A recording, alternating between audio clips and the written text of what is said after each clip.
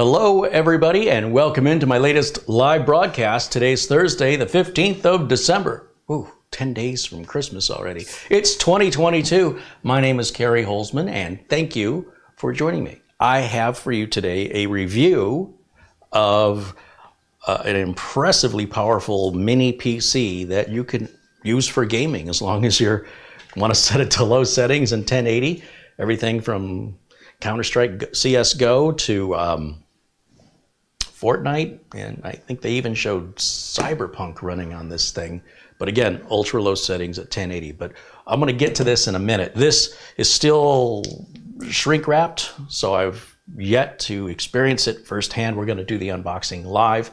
These videos are unedited, unscripted, and they just show a real process without all the polish and fancy-dancy corrections and things that people quite often make in editing and post-production. I like to keep everything real.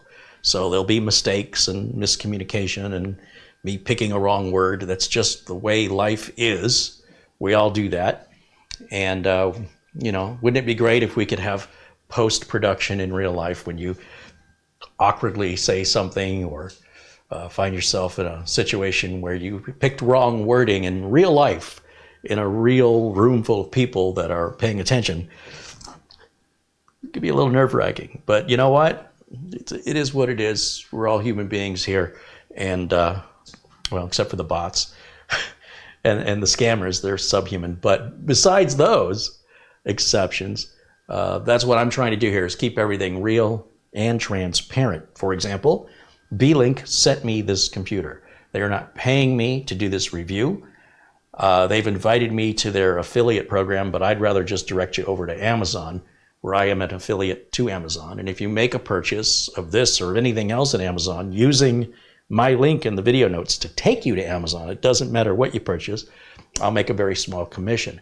Now, I don't know who you are. I can only see what was purchased on one date, at what date, so I know how much commission I've earned, but I don't know who's making the purchases. It's a great way to support the channel anonymously. There's no difference in cost to you, no difference in shipping. Everything remains the same. I am super impressed with the specs on this machine, so I can't wait to get to it. But first, I was over at Studio A picking up mail, and I had, not only this was waiting for me over at Studio A, but I also had a couple of Christmas cards from loyal viewers arrive in the mail. And I want to just read these aloud to everybody and say thank you to the folks who sent them. This one says, Dear Kerry, may you celebrate the spirit of Christmas, which is peace, the gladness of Christmas, which is hope, and the heart of Christmas, which is love. And this is from our good friend, John Jack Wilson. And he signs it. I have to put on my glasses for this one. Jack and Me Too Lady, which is the dog. That's very cool. Thank you, Jack. Thank you so much. And then another one here. This one says, Christmas fills our homes with blessings. And this one says, wishing you heartfelt joys, happy memories, and heavenly blessings for a delightful Christmas and a new year. Merry Christmas and Happy New Year. This is from David Ice and family. He's got a little note written on the side here. It says, hello, Kerry, longtime subscriber from West Virginia. Love your videos. Keep them coming, and happy holidays. Right on. Well, thank you so much. So David Ice and John Jack Wilson, appreciate that. It's very kind of you to go out of your way and do the old school write with a pen, use snail mail, and, you know, that's a lot more involvement and thoughtful than sending an email, or, which, by the way, always appreciated regardless, but this is like above and beyond. So thank you guys so much. And of course, to all of you, I hope you have a very happy holiday season, regardless of what you're celebrating, and of course, a wonderful new year. I'm looking forward to 2023. Just as I said in 2022, we made a lot of changes. I got more changes coming. This computer will be moved back behind me, and I might mess around with my audio a bit more to try and see if I can't make it even better. Mitch Morrison will join me on, is it Saturday? Pretty sure it's Saturday, New Year's Eve, but during the afternoon. And we're not going to do any work. We're not going to have any agenda. Maybe we'll have a couple of beers. Yeah, why not? And we'll just chit chat with you guys and hang out. Now, I realize some of you may be experiencing the new year if you're in a time zone that far ahead of us, and that's all well and good, but it's not my intention to actually celebrate the official new year, but to be a regular broadcast in the afternoon, 1 or 2 o'clock my time, have Mitch back on, and we'll just chit chat and hang out. And if you're looking for something to do New Year's Eve, well, we hope you'll join us. Wilhelm wants to know where he can send a gift card, not a gift card, a holiday card to. Well, obviously I'm not putting the address in the chat room, but if you reach out to me to my email address, I'll provide that to you. But that's basically the Studio A address is where I would have you direct those to.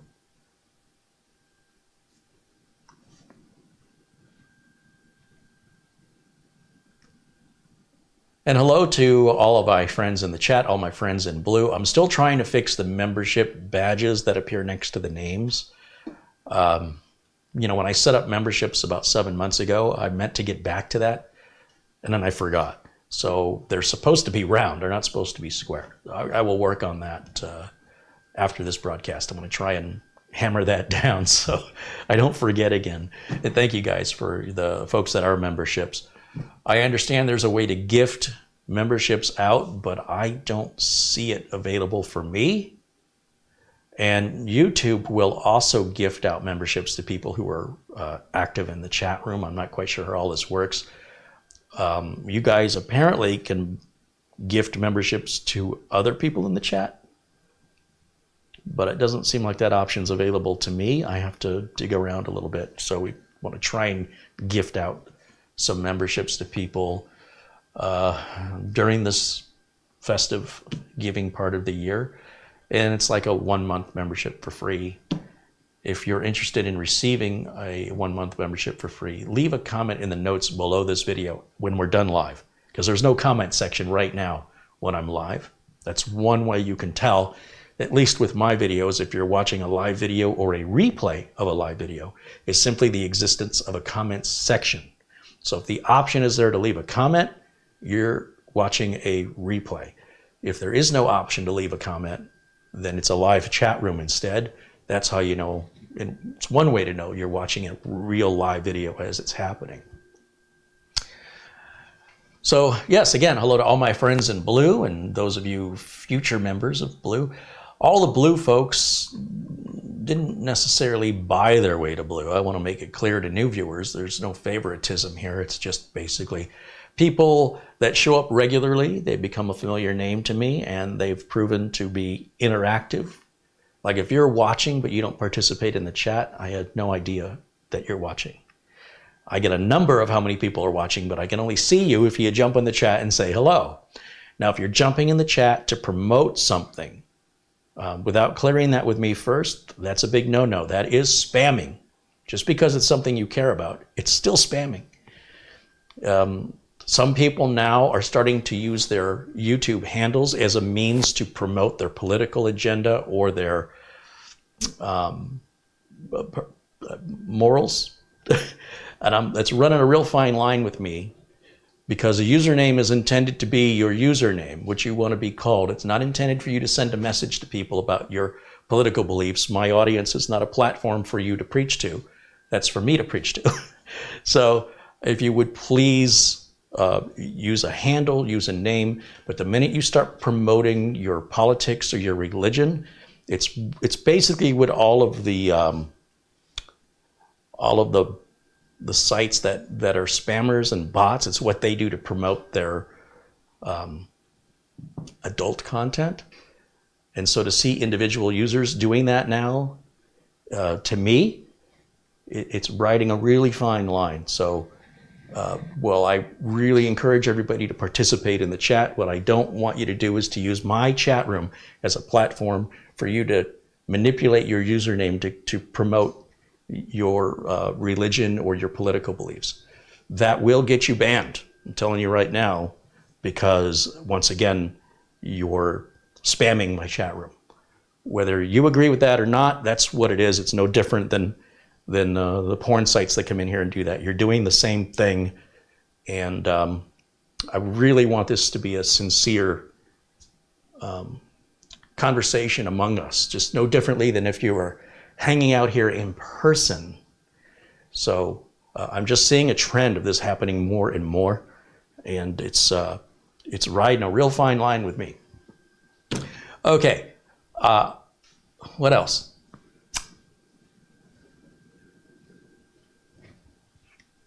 You see Mats Olof joins us. Always good to see you, Mats Olof and Siegfried Samano. Mortant, hello Mortant, and Andy Kane, and Chris Johnson, BH Ringer. There's our friend Jason Willis and Zen Carter, along with Vern Mahorney and Luke Greenia, Stealth Mode and Dawko, Mike Podekowitz, Captain Belinsky. Welcome in, everybody. It's good to see all the familiar names. Everybody can participate in today's chat as long as you hit the subscribe button. If you're not subscribed, you cannot participate in this video's chat, but you only need to be subscribed for 1 minute. So at least that way, if I'm going to get spammed and botted, at least I can get a subscription out of it, right? One more subscriber. Let's get started, all right? This is the Beelink. This is a GTR6, and the specs on this are outrageous. Let me pull up the Amazon page for this so we can go over what the specs are and why I've got other mini PCs to review, but I was really anxious to do this one because of its specs. Now, the one we did prior was also from Beelink. That was an Intel 12th gen. This Beelink is an AMD using the RDNA 2 built-in graphics. It's, well, I got the specs on the back of the box. It's an AMD Ryzen 9. It's a Ryzen 9. 6900HX. It's 32 gigs of RAM on it, 500 gig solid state drive that they claim does 7,000 megabytes per second. It's Wi-Fi 6 or 6E, I'm not quite sure. Amazon says it's a 6E, the back of the box says 6. It's got 2.5 gig LAN connection on the back. And this is the heaviest of the mini PCs I've ever picked up. It feels like it weighs like 3 bricks worth. You know what a brick weighs? It's like that, but 3 times that. I want to go to the Amazon page and pull up the link for this so you can see it. Now, I do have a link for this in the video notes below the video.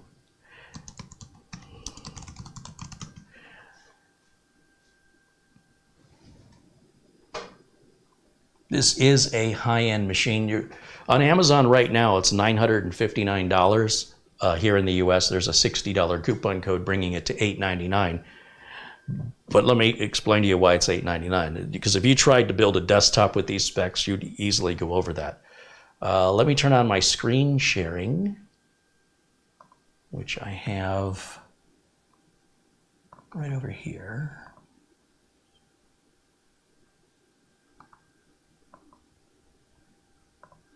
Bear with me just a minute as I'm setting up OBS. That ought to do it. Okay, so the GTR6 Ryzen 9 6900HX is an 8-core 16-thread CPU with built-in graphics. This thing has 4 HDMI outputs on it that can all be used simultaneously. It says it's Wi-Fi 6E, Bluetooth 5.2. Of course, it's got Windows 11.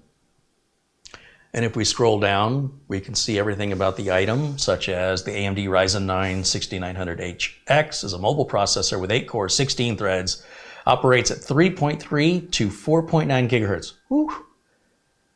TDP of 45 watts, consumes typical power levels for a modern PC, which can turn your desktop into a powerful workstation. The Beelink GTR6 mini PC can be used for video and photo editing, office tasks, 4K video viewing, high-end games, and virtualization work, as well as other heavy applications. It's easy to set up, small in size. It's got 1 Type-C, USB, 4, as I mentioned, 4 HDMI outputs, 3 USB 3.0, 2 USB 2.0, 2.5 gigabit Ethernet, a 3.5 millimeter audio jack that supports and it supports Wi-Fi 6, 802.11ax, AX would be 6E, wouldn't it? Gigabit Ethernet, we already talked about Bluetooth. Metal frame, dual fan design. Interesting, we'll see if it's noisy or not. It's an 8K quad display output, so what that means is each one of the video outputs enables you to multitask, fully capable of browsing the internet, use Microsoft Office, Adobe, watch UHD videos, play games, do it all desktop in another dimension. Installed with a dual channel DDR5, so it's DDR5 RAM.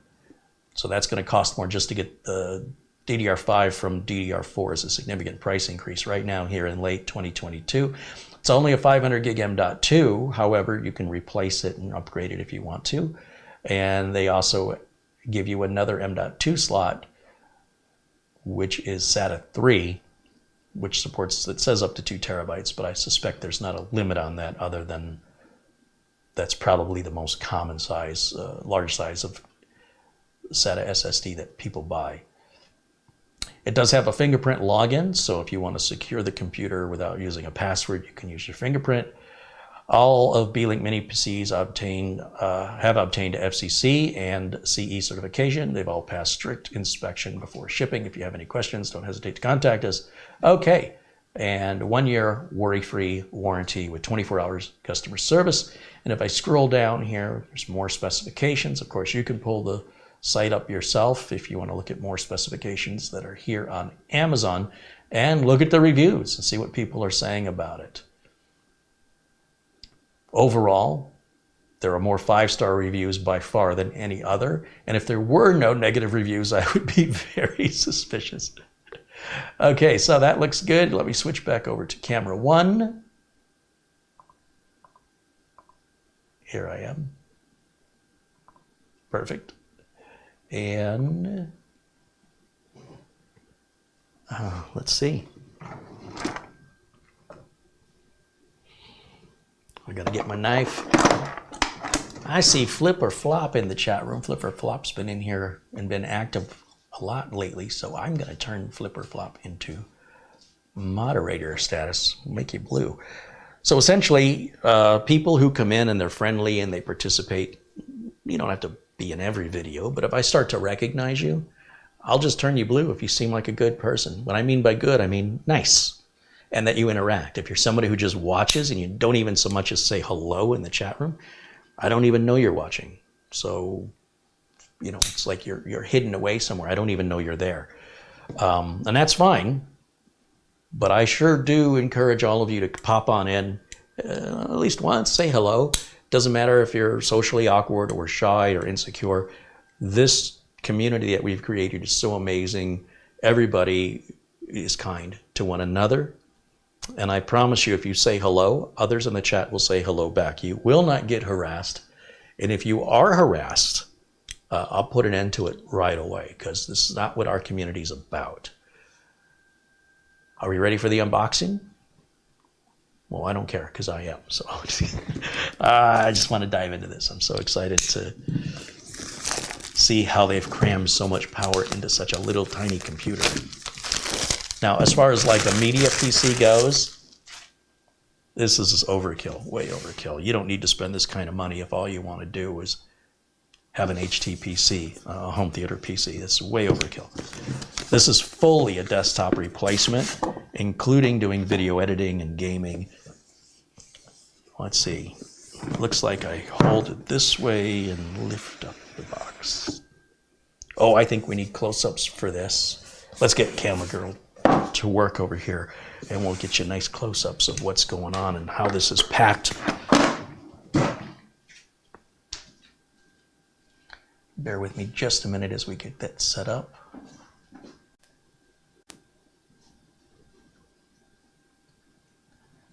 Oh, that was weird. Let's see, we want close-up camera. Is that on? Yeah, let's try it. Here we go. Come on over. Yeah, now we're cooking with gas. All right, let's point down at the bottom. They don't need to see my mug. So we've got our documentation. Hey, something comes with documentation. How crazy is that? Of course, I'm not going to read it. And then, just a nice little packing material there.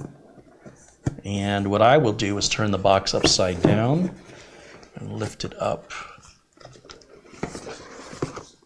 So there we've got the computer, which it's all sealed up here.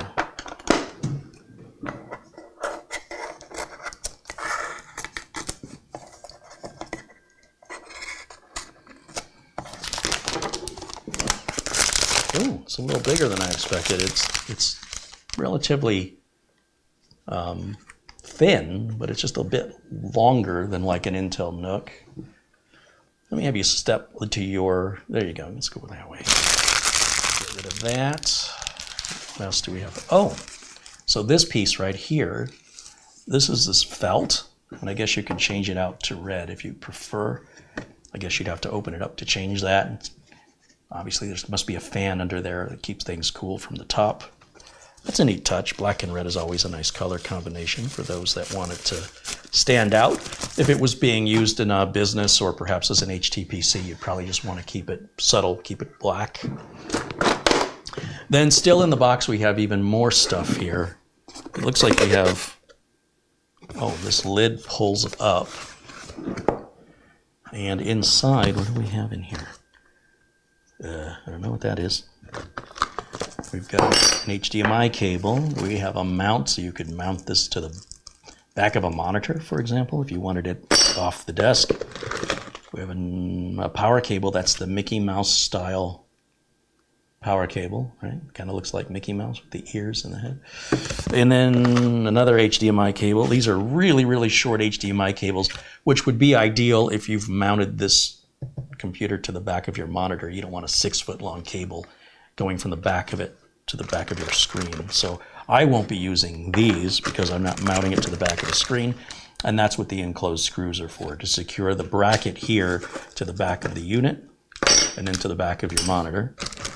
And then we've got the power brick. So that's the thing that weighs a ton. That's where all of our weight is, right here.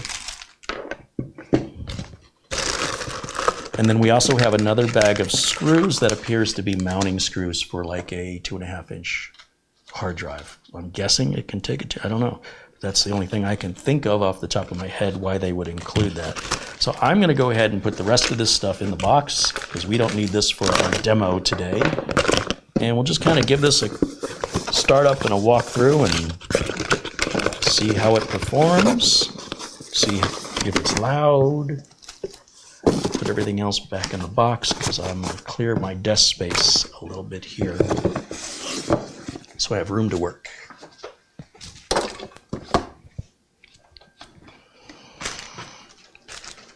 Okay, so first things first, let's take a look at the backside. Check that out. 2.5 gig LAN, 4 HDMI ports, which is insane. There's 2 USB 3s, 2 USB 2s. That's our power input there. Anything on the side? Ooh, that's cool. On the front, we have one USB 3 Type A and a Type C. Power button. What's that green button say? What does that do? Clear CMOS. Oh, so you can overclock this bad boy. So it must have a full BIOS, unlike many pre-builts that lock you out. And as you're experimenting with your overclocking, if it freezes up on you until you get a stable overclock, be careful. Don't hit that button accidentally. I'm not real happy with the placement of that button. I think it should be recessed and hidden a little bit more so it's not mistakenly pressed, especially if you've customized your BIOS settings. Then this little pull tab here, as we learned on the last Beelink mini PC, that is when we remove the screws from this back plate and you pull this tab to lift the back plate off. And that'll give you access to your RAM, your storage, and your Wi-Fi if you ever want to upgrade that. Let's get it plugged in. Both sides just say GTR. That's the whole thing. This felt material on the top, that's our fingerprint reader right up there if you wanted to use that for login to your Windows desktop. I don't use those myself, but if it was in a business where we needed to secure things. We have a very, very short power cable here. I don't like it when they do this to me. But again, you know, the idea is that we're going to put this further away from the machine. So they give you I still think this should be about 6 feet long. However, that is what it is.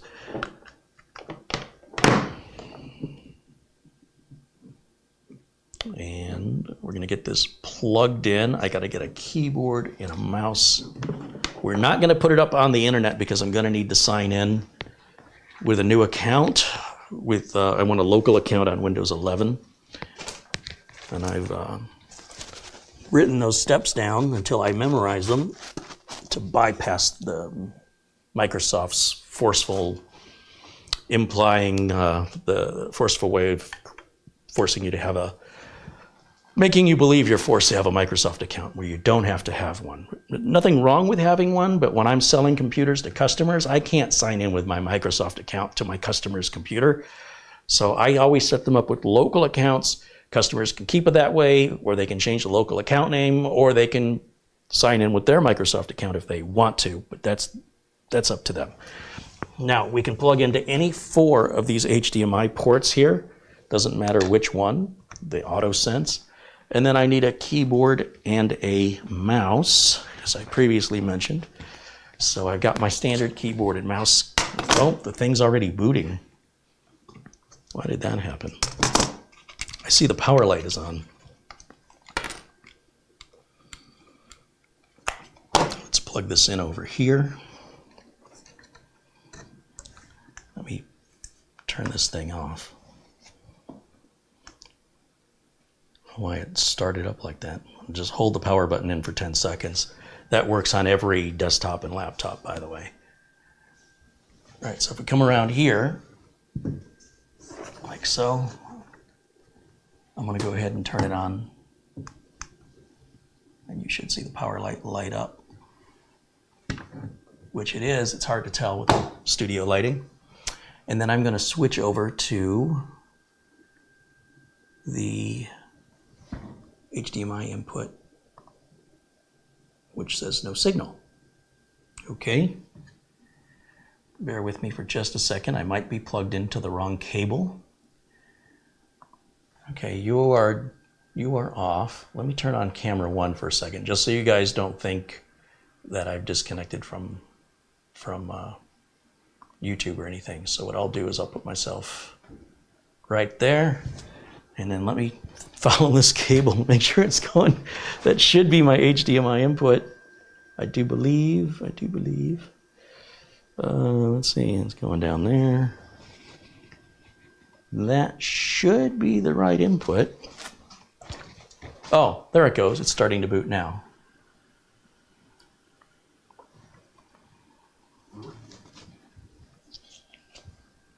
And I can make myself a little bit smaller.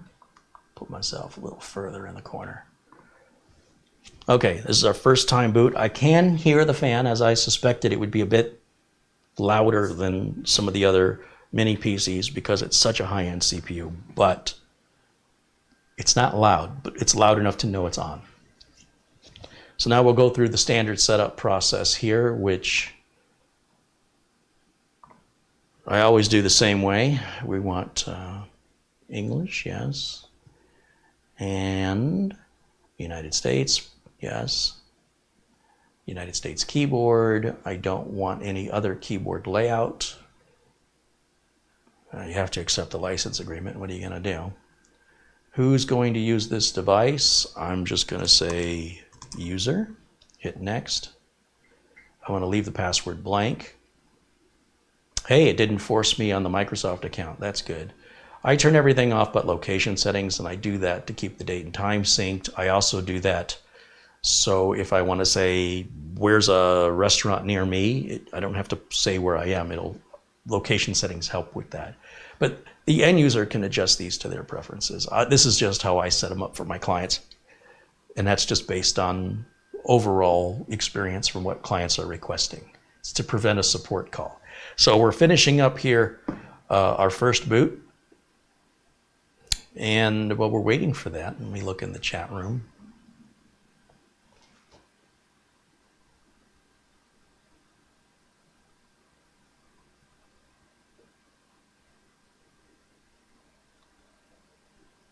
Nick Poverman says, I like these mini PCs for streaming on a big television as long as you can use a VESA mount. Yeah, it certainly appears that way, although how that would be a VESA mount on the back of a television is very different from the spacing of a VESA mount on the back of a monitor. But I'm sure you could find clever ways to attach it.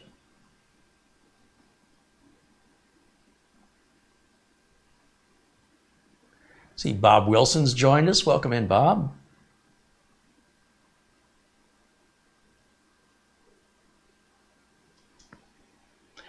Al in the chat room thinks this thing's going to be dead from heat in a year and a half.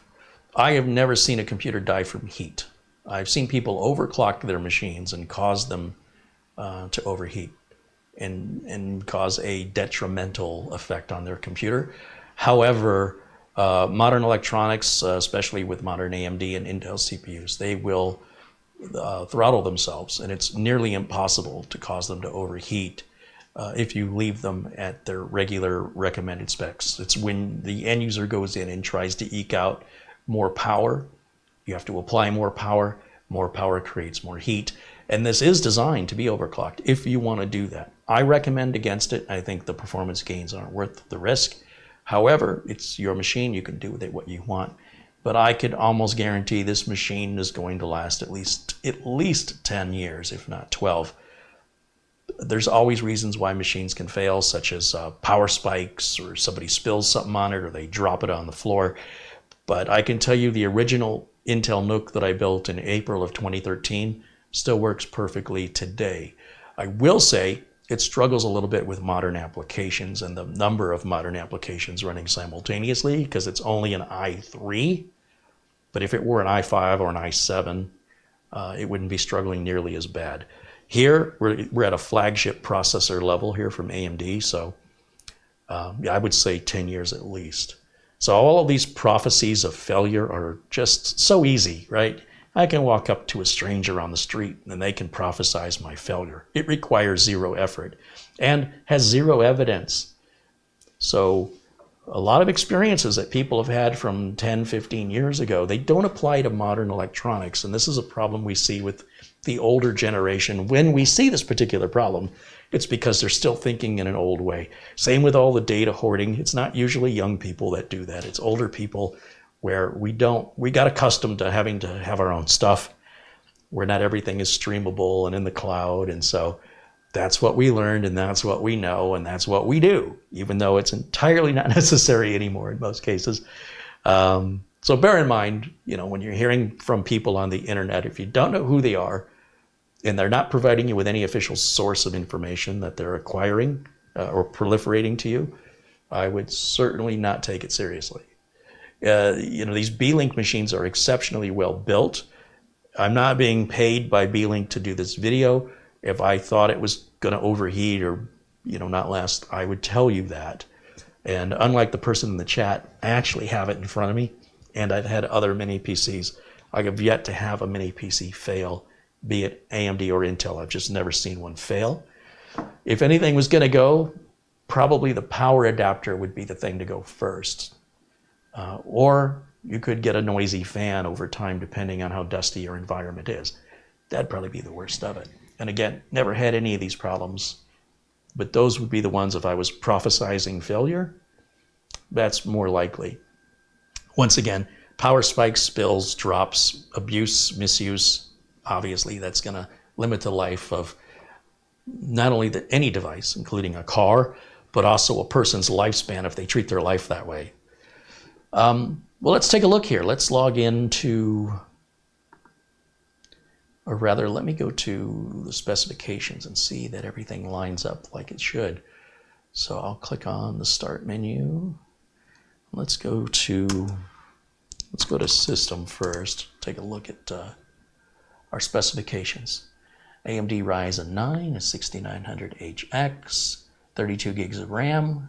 3.2 gigs is being used for our video card. Now you might want to go into the BIOS and change the amount of RAM dedicated to the GPU that's integrated for playing better performance in playing games. It's not going to make a big difference.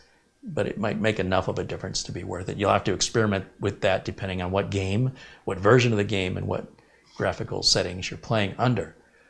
It is Windows 11 Pro. Ah, very good. And let me just verify our drive size here. We'll go over to the yellow folder, and I'll click on this PC. And yeah, it's 500 gigs as advertised. We can run Crystal Disk Mark on it to see if it's actually at 7,000 megabytes per second, which is fantastic if it is. I'm going to just turn off the indexing service. It just takes up room on the hard drive, and I don't know anybody that uses it. There might be some of you watching that use it, but you represent a very tiny percentage of average ordinary consumer users. For me, I'd rather have the drive space back. So that's going to take a minute to just go through all the files. Well, that's working. I'm going to now plug in the internet so we can hit Windows Update. So we'll go over here, just plug this in right here into our LAN port. I don't even know anybody running 2.5 gigabit per second networking. The switches are still over $100, at least the ones I've seen. And I don't have any 2.5 gig NASs. I would have no benefit if I were to utilize 2.5. But it auto negotiates from 10 to 100 to 1,000 to 2,500. So just because it's 2.5 doesn't mean it only runs at 2.5. Just because your car speedometer goes to 160 doesn't mean you have to drive 160. Just saying, it's kind of the same thing. All right, let me go back now. I think that indexing turned off. Here we go.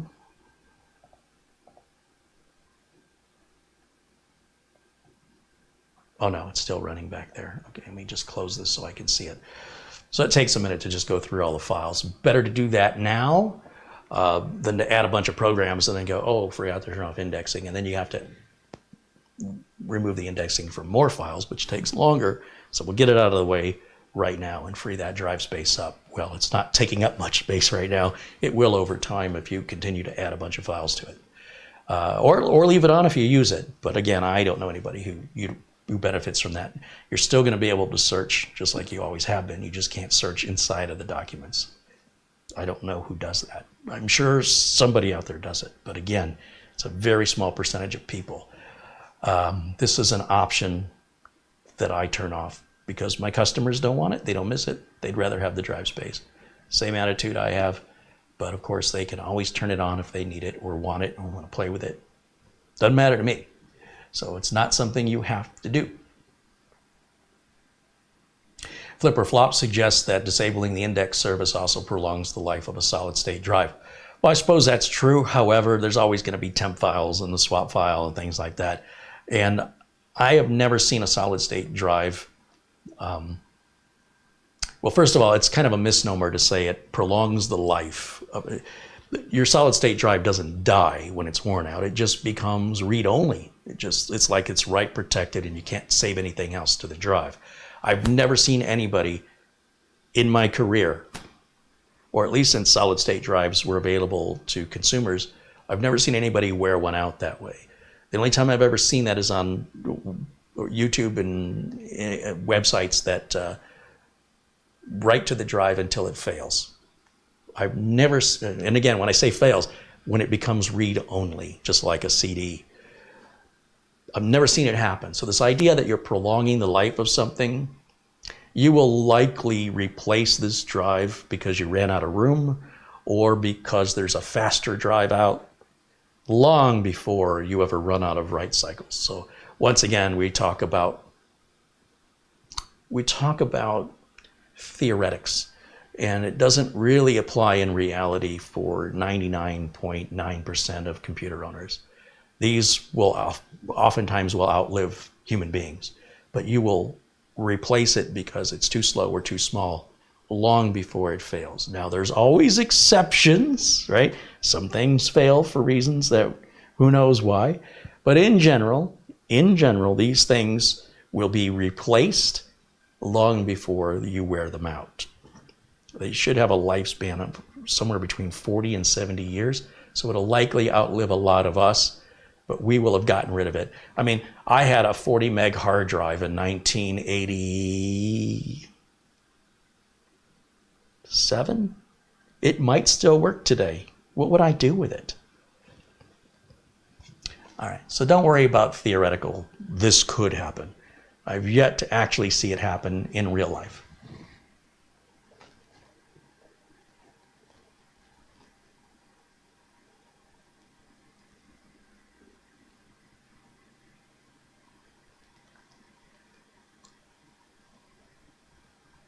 Tim Teal says, I just took in a laptop that was at build 1607 of Windows 10. I couldn't believe it.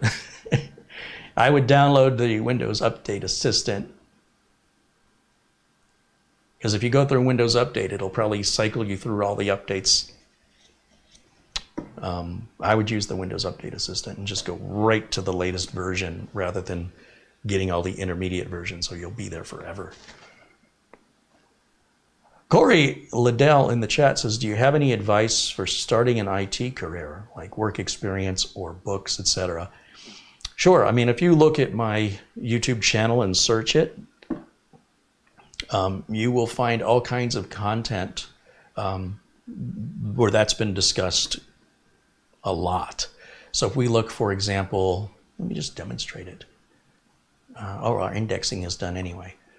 So we'll do two things here.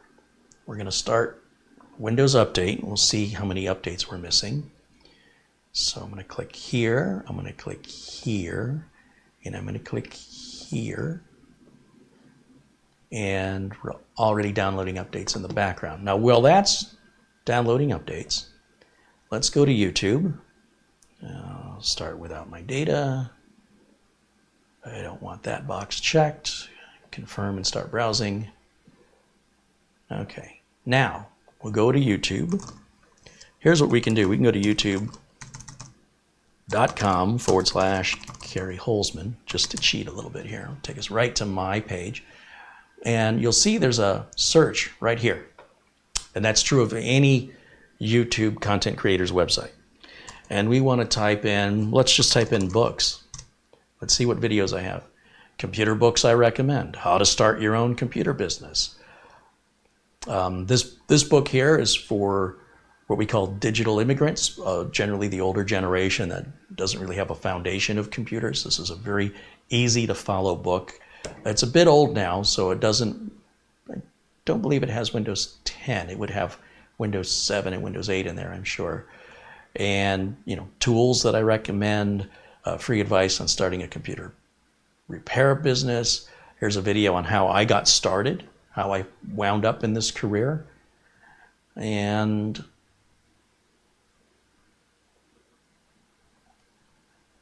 there's information on some data recovery or rescuing. There's so many different career paths in IT. It's hard to point you to any one specific source of information to consider, because there's programming and there's network infrastructure, there's administration, there's database programming, there's website design, there's data recovery. Like if we look under data recovery, that is a whole career in and of itself. As you look at, for example, behind the scenes with $300 data recovery, that's a full-time job for, it's probably been a decade or more for Brian Cometa, the owner. And he's doing quite well. We followed that up with a part 2, and even came back a couple of years later and followed him up with the constant misinformation online that suggests that SSDs are not recoverable, which is not true. And not all hard drives are recoverable either. And then just some basic data recovery I've demonstrated. Flash drives and memory cards, that's Brian Cometa again. And yeah, data destruction, data cloning, hard drive cloning for upgrades, replacements. So yes, to answer your question, there's a lot of content on my channel that addresses what I recommend for getting started in the business, depending on what it is in the business you're looking to do. I would always recommend you work for somebody at first, so you understand the flow of things and understand what the processes are before you strike out on your own. Not that you said you wanted to strike out on your own, but that just getting into the career. So you just have to figure out what part of the career you want. I suppose that's the hardest bit. So we'll let that continue to update. I'm going to go back over here and take a look in the chat and see if you guys have other questions for me as we're waiting for updates to complete on this machine. And then we can load Crystal Diskmark and see what our performance is. We can load CPU-Z. These are free portable apps that we can use for measuring performance. When I talk about benchmarking, I'm not trying to break any records. I'm not trying to look for a specific number. I'm looking for a range, and I want to make sure the computer's operating in a range I expect. And as long as it's doing that, right? And so I'll use CPU-Z and Crystal Diskmark to evaluate the performance of the computer's data transfer speed and overall performance.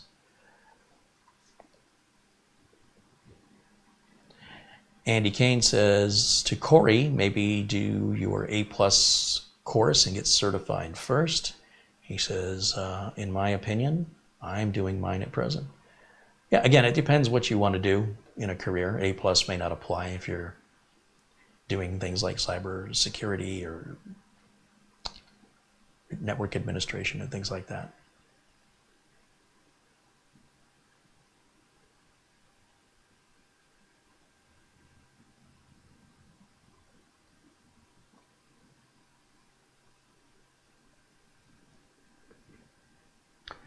Flipper Flop says, it's like the medical field, a full tree branch that extends in multiple fields, including IT in the medical industry. I mean, all that medical equipment needs to be maintained. And so you can specialize in, I have a friend of mine who's a programmer and wrote software for kidney dialysis, just dialysis machines. He wrote code for that. I have another friend that works for, I don't know, like GE or one of the big makers of hospital equipment that visits different hospitals to fix that specific equipment. So we call that being vertical, being that you specialize in a particular type of equipment. And the more expensive the equipment is, the more likely the companies are going to pay bigger dollars to keep it running, as opposed to just like working for consumers where everybody's overall trying to get away with something cheap. That's a tough way to earn a dollar.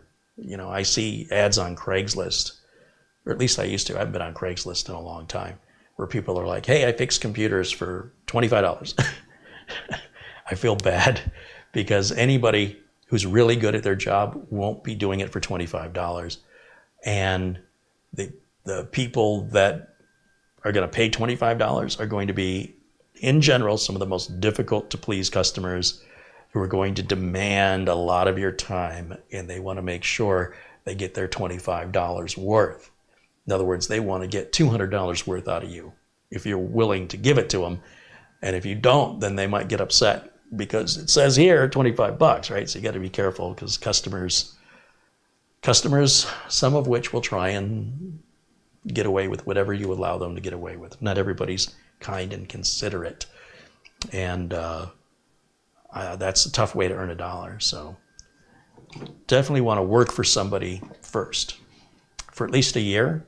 And then if you decide you want to branch out on your own, or you decide that you want to move into a specific field, like maybe you got a little taste of networking and maybe that was 10% of your job and you like that, that's your favorite part. You want to do that 100% of the time, then you can go apply somewhere else for a networking position and see what certifications they require. I don't recommend getting any certifications at all unless a job you want requires them. Otherwise, it's a waste of time and money. Experience speaks way more than any certs. Some places that are offering jobs will require, they'll have certain prerequisites, sometimes a certain level of college education, sometimes experience, sometimes certifications, sometimes a combination thereof. You can't solve a problem that you don't know what the problem is. So getting these certs isn't necessarily helping you. So I would wait to see, once again, if there's a position open and it requires a certain level of college or a certain level of certs, then you would have justification to make that investment. Other than that, It's a lot of studying, it's a lot of money. The certification business is a big industry. It makes millions every year. Certifications don't last forever. They're good for a couple of years. Then you need to recertify again. That's how they stay in business. Just like any school, school costs big money. Certs are a form of schooling.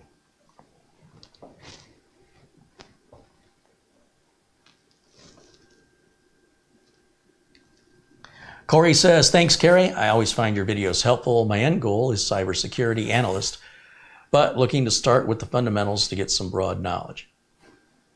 Yeah, well, that's a great career to get into. Cybersecurity is going to be a very strong field for the future as far as I can see it.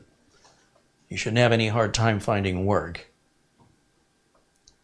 Kyle wants to know if Windows 10 dies on October 14th of 2025. It doesn't die. It just stops getting support from Microsoft after October 14th of 2025. No more updates. So you could load Windows 98 if you want right now. Go for it. It hasn't had updates in 20 years. Same with Windows 95 or Windows 7. The operating systems still work, but the internet is evolving at a pace that's very difficult to fathom. As a human being, what's happening every second on the internet,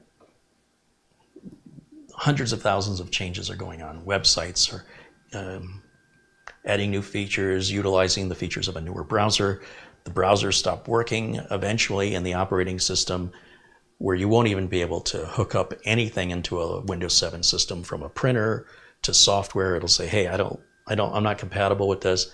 It makes you very, very vulnerable online to use an unsupported operating system.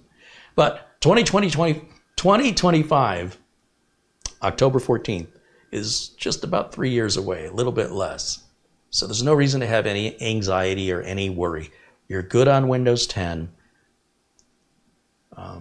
And until then, and I would recommend going to Windows 11 or going to a supported operating system prior to October 14th of 2025. And in my opinion, prior to the, let's say, summertime of 2025 is about the latest that I would wait, or I would allow my clients to wait. Likely, I will have all my clients on Windows 11 in the winter, within the first quarter of 2025, and no later than the second quarter or the first half of the year. Once we enter into fall of 2025, you should already be on a supported operating system and off of Windows 10. Now, you could continue to use Windows 10 throughout the end of 2025. It's probably not going to be that big of a threat, but it's not a good practice. It's not worth rolling the dice. It doesn't instantly overnight become exploitable. As long as you've got all the latest updates in place as of October 14th of 2025 on Windows 10, you'll probably be okay till the end of the year. But I would recommend by summer 2025, you have a supported operating system in place, which may require replacing your computer. If you put Windows 11 on an unsupported computer, you're right back to being exploitable again. So that means your identity can be stolen, your data could be encrypted in ransomware, your PC could be completely taken over, and you didn't do anything other than turn it on and connect to the internet. Your antivirus can't protect you from these types of exploits. It's just inherent into the operating system. And hackers love when you guys do that, because the hackers are going to be using the latest and greatest hardware and software to hack you. And the hackers love to not work. So when you make it easy for them, even though you're not a celebrity, you're not well known, let's say you're not a public figure, but it was just easy to steal from you, of course the hackers are going to do that. Hackers love it. Thieves love not working. So a thief is always going to do the thing that requires the least amount of effort. If you make it easy for them, then you're increasing your odds. That's all I'm saying. You're increasing your odds of being affected. So what you do is up to you. But no, Windows 10 doesn't just stop working. It'll let you continue to use it, but you might find certain software won't install anymore. Eventually, browsers won't work on it anymore. You buy a new printer, there'll be no drivers and no way for it to work. No different than if you were running Windows 95 right now, or Windows 98, or Windows Vista. It's not supported. So good luck keeping everything running. Now, if you take it off the internet and you want to run software and hardware from that era on that machine of that era, it'll continue to work. But the minute you try and change something, put something modern on it, the minute you try and find parts for a repair, things get expensive and hard to find. It's partly why they're expensive, because there's supply and demand. People know if you need this DDR2 RAM, it's really hard to find. So they can charge a lot more for it. There's a $10 Super Chat contribution from Mike Ladd. He says, I've been with you for years. I'm just paying my dues. I love the channel and the community. Thank you, Mike. Appreciate that very much.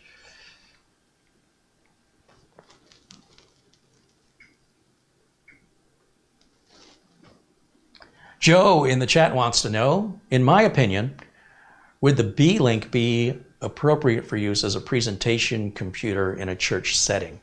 It's probably overkill, this model, to do that.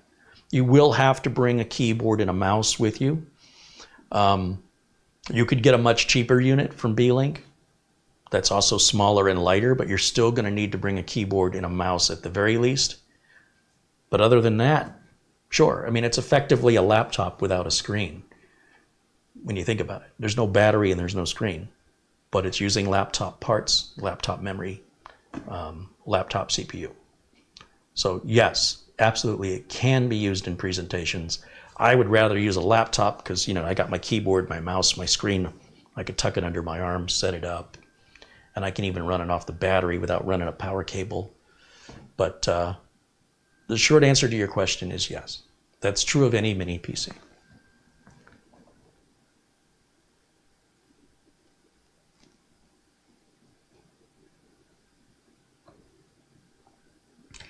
Doggo says, I'm disappointed my 3-year-old Ryzen 5 2400G is not compatible with Windows 11. It's not that old. But you're on socket AM4. You can easily upgrade that CPU for $100, $200, and have something that is Windows 11 compliant.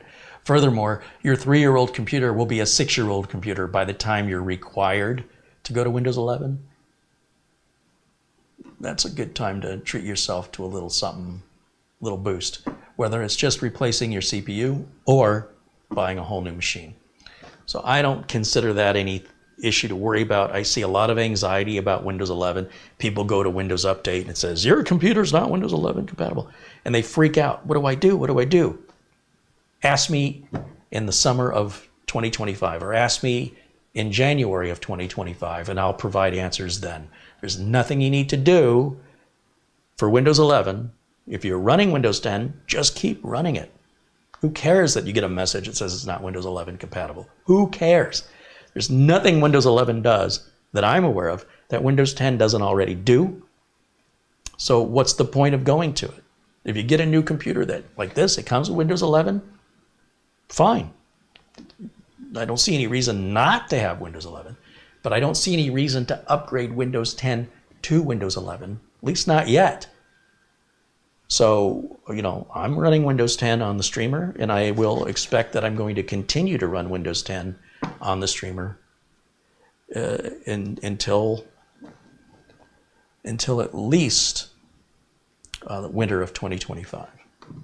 I won't change it out any sooner than that.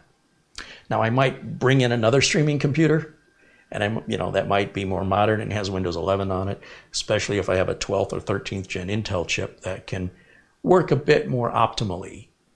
But most people would notice a difference. Honestly, you can run your 12th or 13th gen Intel on a Windows 10 computer just fine, and all but the most critical, snobbiest, hardest to please people would notice the difference. So there's food for thought there. The reason you keep seeing the rainbow bars and the no signal is the computer's not sensing any activity from me, and it's shutting the monitor off because it thinks I've walked away, and it's doing that to save power. I usually change that setting, but because it's brand new and we've just unboxed it and turned it on, I haven't gotten to that point yet. Let me just take a quick look here. For me, I need to make the screen bigger so I can see what's going on. All right, got a few more updates that are pending install. My internet connection is pretty slow here, so That's not a representation of the performance of the computer. It's a representation of the lack of performance of my internet connection, which if you've been watching my channel for the last couple of years, you know this has been my biggest issue here at Studio B is getting a good enough internet connection to at least broadcast. I've suffered for about a year just making videos that are live because they were kept disconnecting. I had all kinds of problems. So at least now it's good enough that I can broadcast live. Not in 4K, that's not working well. Eventually I'll have this addressed, but in the meantime, I don't want you to think that the performance of this computer is bad or slow because of my slow internet connection.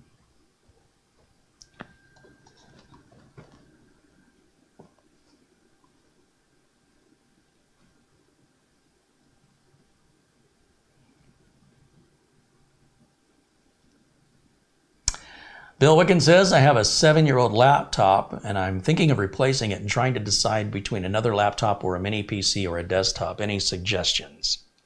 Well, I would encourage folks in the chat to offer their opinions here because there's no right or wrong answer other than what fits your needs. Desktops are more upgradable, they're more repairable, but they're not as portable, right? It's going to take up some desktop room. You're going to need to provide your own keyboard, mouse, monitor, speakers. Whereas a laptop's got all that built in and a battery. But batteries always go bad. Even if you keep the laptop plugged in and never use the battery, it will still die or have very little life within 3 to 5 years. Whether you used it or you didn't, just like a car battery, their lifespan is very limited. If you need the portability, if you travel a lot, laptops can make sense, but then so can a tablet. Maybe all you need is a Chromebook.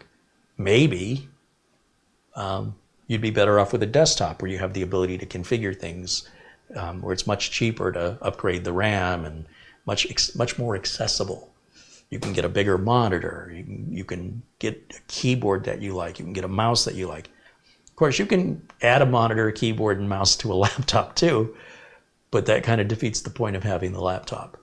You will pay more for the laptop because you're paying for the portability, the battery, the monitor. All that stuff is built into the price, and as a result, it's harder to work on, and many of the parts are proprietary that you can only acquire from the laptop manufacturer, which is why I recommend an extended warranty. If you're buying an expensive laptop, I would buy an extended warranty if you're planning on keeping it a long time. So if anything happens to it, you have peace of mind for the length of your extended warranty. If you think you're just going to replace it in a couple of years, whatever. A lot of the cheaper laptops, they're not worth fixing. Once they go out of warranty, they can cost as much to repair as simply buying another cheap laptop. If you're buying a desktop, I would personally recommend you build your own, as I demonstrate on my channel, rather than buying a pre-built. Laptops, you can't build yourself. I mean, there's a framework laptop, but for the most part, you're buying laptops pre-built. And I like Dell XPS laptops. They're pricey. They're, for me, $1,200 to $2,500, but they last me a very, very long time. I can do video editing on them. They're very powerful machines. One of the reasons this is much cheaper than my Dell XPS is because I'm not paying for the monitor, I'm not paying for the keyboard and the mouse or the speakers, and laptops are more prone to being stolen or dropped or damage in general because of the portable nature of it. This, on the other hand, I don't know that people are buying this because they want to move it around a bunch. You could, you absolutely could, but the minute you start doing that, you're opening it up to opportunities of theft and dropping it. If you're careful with it, it should run no differently than a laptop in that regard. But you'd be less likely to spill something on it or eat and have crumbs fall into it, like people do with laptops because they have them often close to where they can type. You could have this machine further away from you and have your keyboard close up. So if there's a spill or you're eating at your desk and crumbs are falling into your keyboard, it's not affecting the computer. There's pros and cons every way you look at it, but you will pay more, generally speaking, for things that are portable because they have to be made smaller. They're going to be more expensive and more difficult to repair overall. And that's why when you're spending, a big chunk of change on a nice one, buy the extended warranty. If you're building your own computer, you have no need to buy the extended warranty because you become the warranty. You're the one that's going to do the labor. Parts for desktops, you have your choice of thousands of different brands of motherboards and memory. You have thousands of choices, or I mean, dozens of choices of CPUs to pick from, hundreds of choices of power supplies and cases. And you can customize it and make it all about you at your budget. And if you really want more RAM, or if you want more storage, or you want a better video card, that's all doable on a desktop. Not so much on a laptop. Pretty much you can upgrade the RAM, you can upgrade the Wi-Fi, you can upgrade the storage on a laptop or these mini PCs. That's about it. Everything else becomes proprietary. You have to go back to the manufacturer for those parts if needed. And we're still going to sleep over here. All right, keep waking that up. Maybe I can just adjust those power options while I'm waiting. It's done that 3 times to me now. I'll just go over here and I'm just going to type. Click on the power button, power the Windows button, power. Gotta spell it right, Carrie.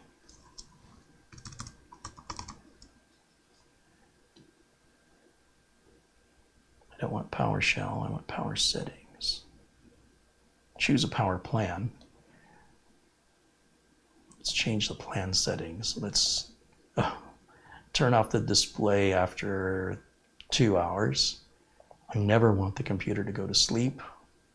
Let's go to advanced power settings and see what our, let's see, turn the hard disk off, never.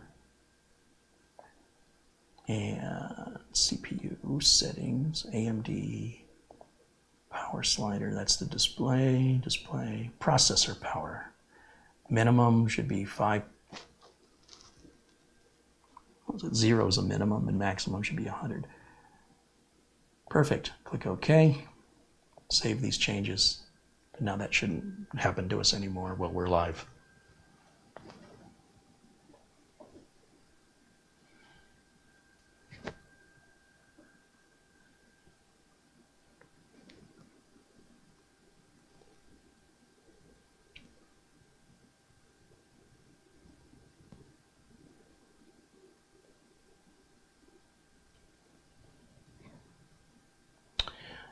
Bill Wiggins says, thanks, Carrie, for your input. I've been a silent watcher for years, and I am a native Michigander from Grand Rapids, currently in Vancouver, Washington.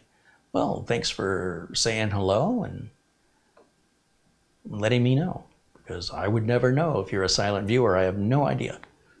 So it's nice when people, take a moment and just say hello in the chat. Nice to know you're watching. Nice to know who's watching.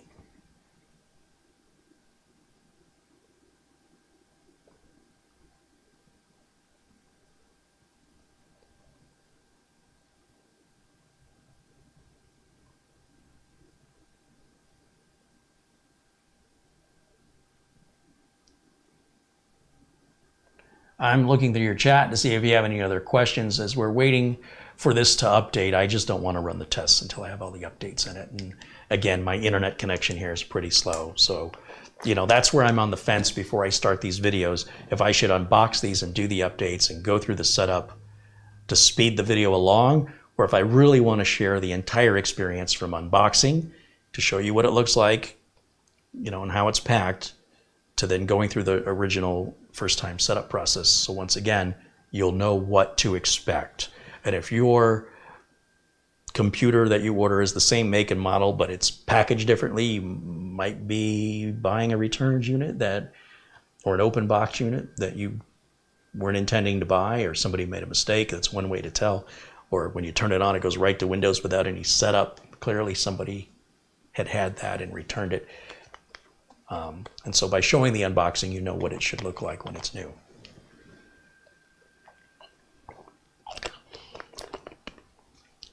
Luke West in the chat room wants to know, you mentioned framework laptops earlier. What is your opinion on them? Framework laptops is not a new idea. This has been attempted at least 3 times in the last 30 years that I've been doing, over 30 years. They've all failed. And the reason why they fail is lack of any third-party manufacturers jumping on board to offer options.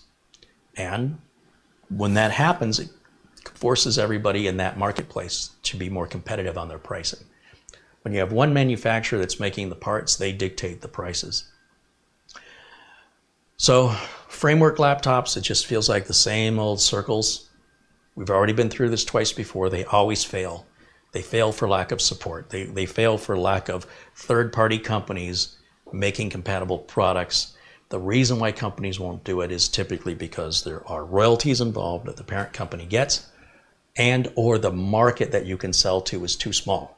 There aren't enough owners of framework laptops to justify putting $1 million into a startup and factory tooling to create hardware that can be compatible with it. So that might change, but it's never been this concept of a laptop that you can interchange parts in and out has been attempted at least twice before. It's always failed, and I don't expect any different results now. But I could be wrong. So for now, to me, it's gimmicky, and I wouldn't buy one.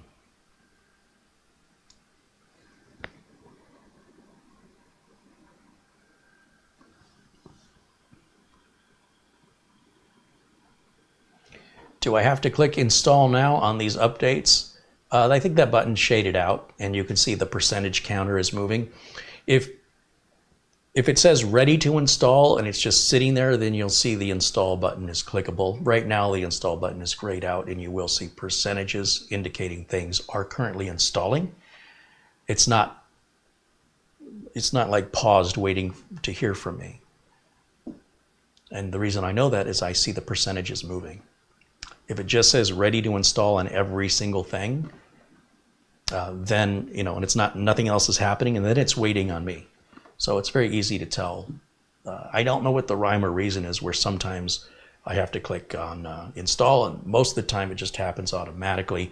I haven't really sat down to compare one to the other to determine what's triggering those differences, but I don't really care. Corey wants to know, if you could start over in your career, would you have done anything differently? Would you go down a different path? No, I'm very happy with where I'm at. It's not like I had a choice in 1991 to start a YouTube channel. You know what I mean? Like, there's certain things that my career has adjusted to and changed pathways because the technology and opportunities became available that were not available prior. So no, I wouldn't change anything given I started in 1991 professionally. I was already doing this as a hobby in the 80s. It became a career in 1991, and it's been a career ever since. Thank goodness, because otherwise I'd probably be an auto mechanic and I'd be worried about everything going electronic with,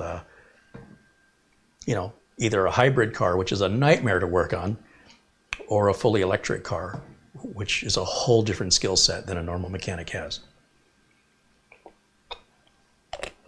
I'm glad I did not go down that path. But thanks for the questions. If you guys have any other questions for me, please do ask in the chat. I'll do my best to provide an answer. Now I see the button there on Windows 11 became blue. It's no longer shaded out. So I need to make my screen bigger to figure out what it wants. Pending restart, completed, and pending restart. So clearly I need to restart. We'll go ahead and restart that and let those updates finish and apply and take effect on the next boot. And we'll go back and check for more updates to the updates. And we will repeat that until there are no more updates. And then I can use my flash drive with utilities on it here and copy over the Crystal Disk Mark utility and the CPU-Z portable utilities to evaluate some performance numbers.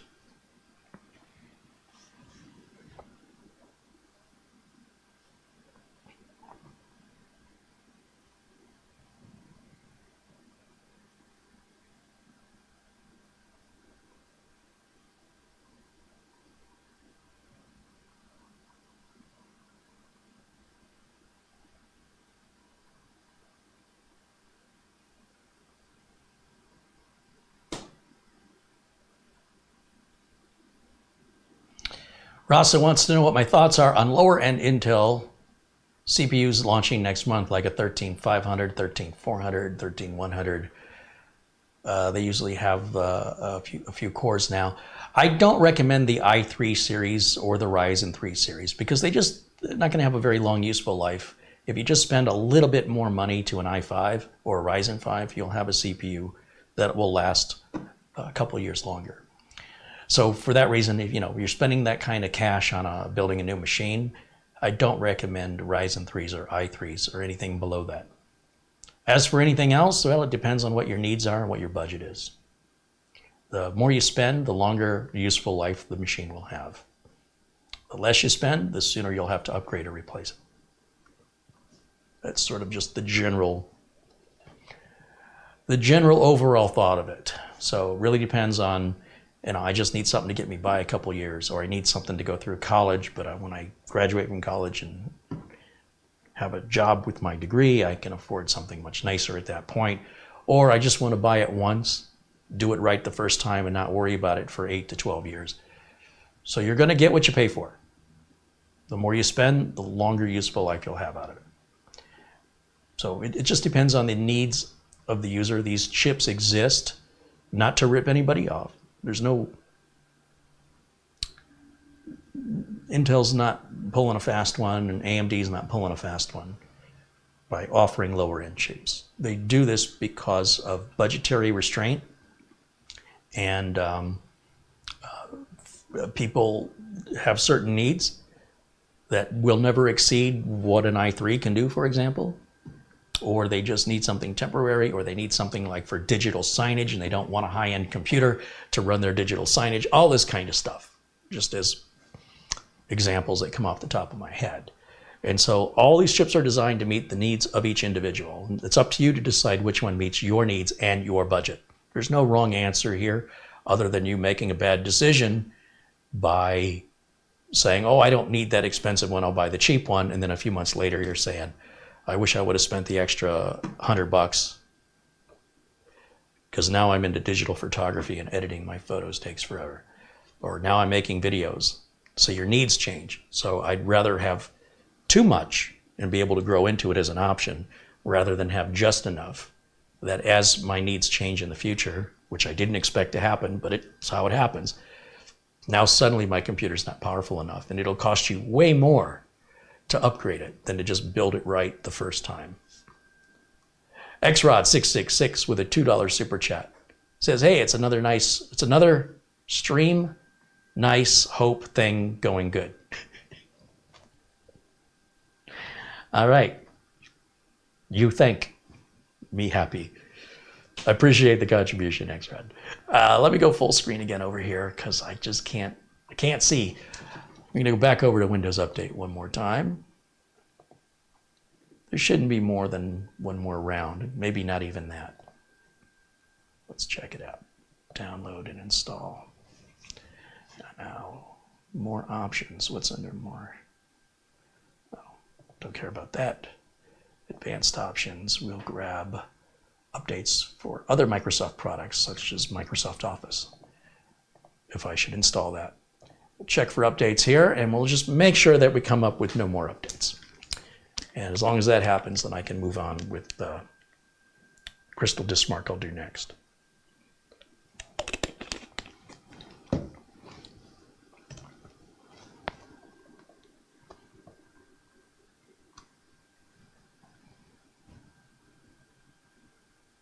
Yeah, we got a few more updates coming in.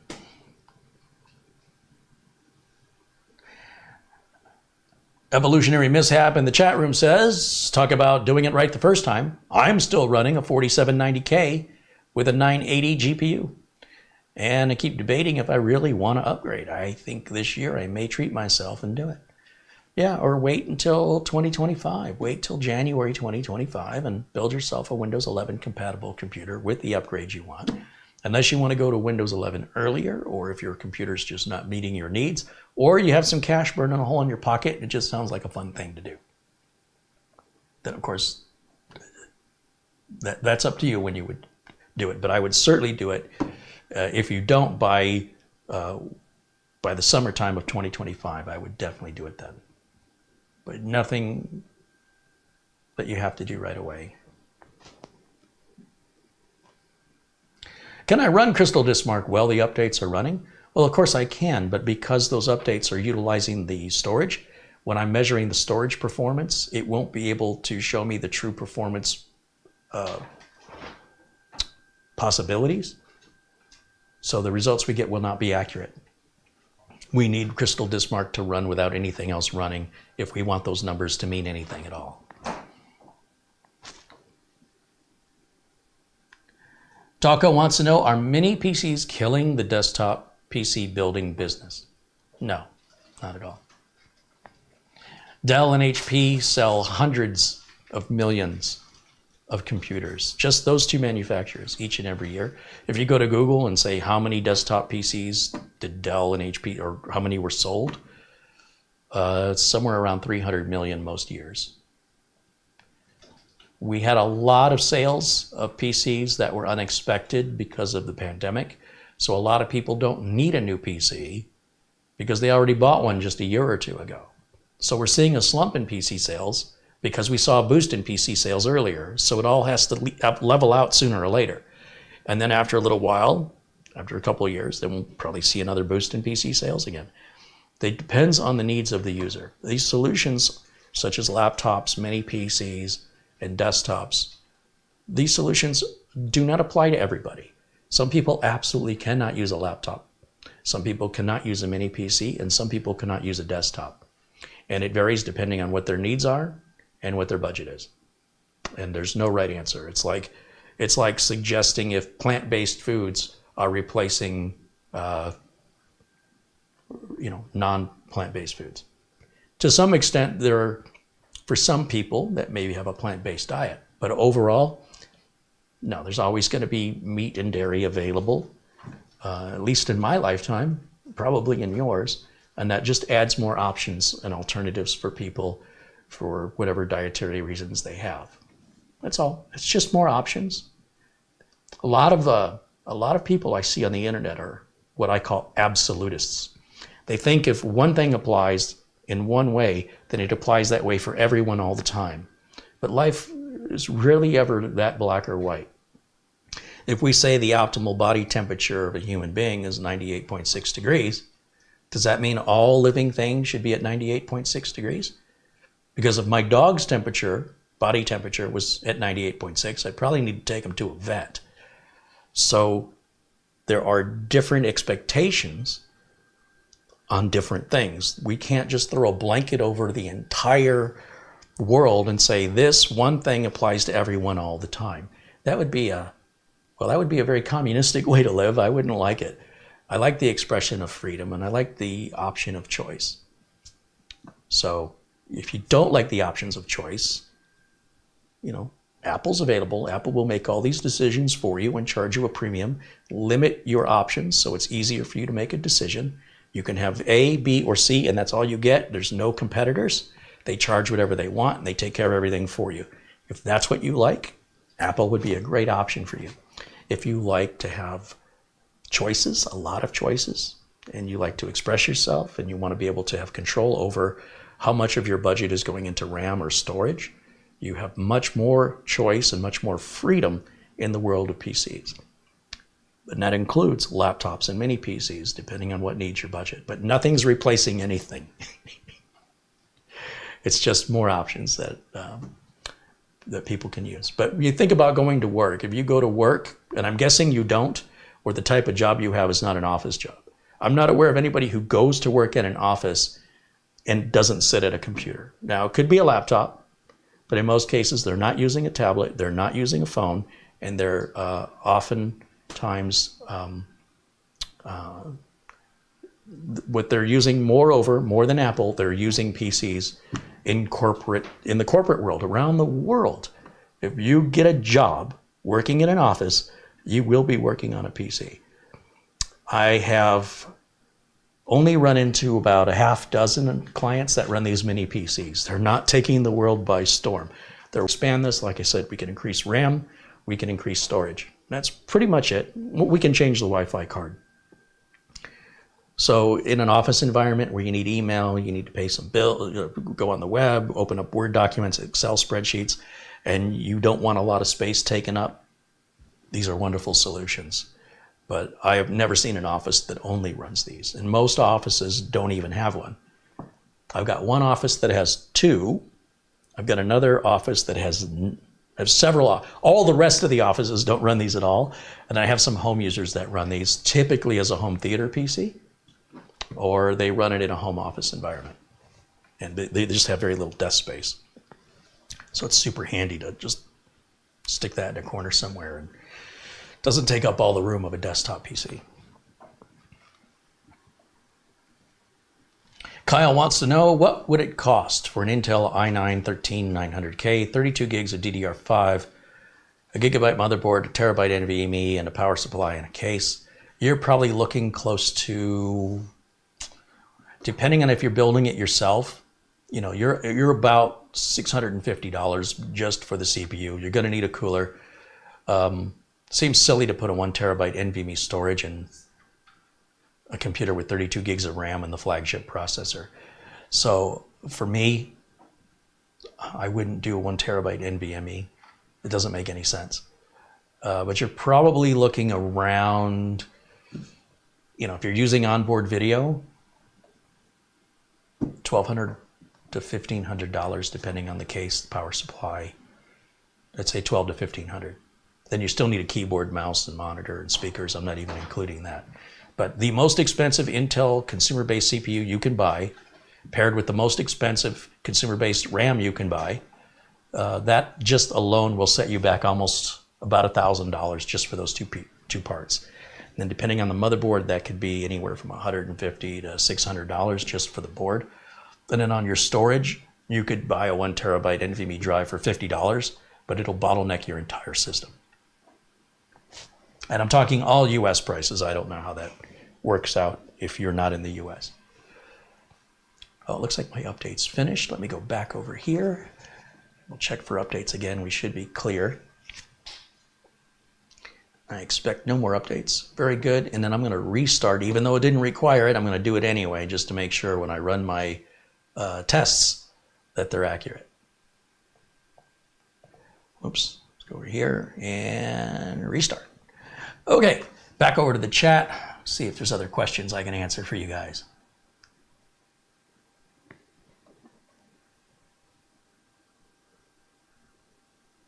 Do I have any recommendation for a CPU air cooler for an i7-12700? I prefer a Mugen 5, but I can't get one at this time. I was thinking a Noctua NH-L9. I can't recommend that L9i. I would do the Mugen 5.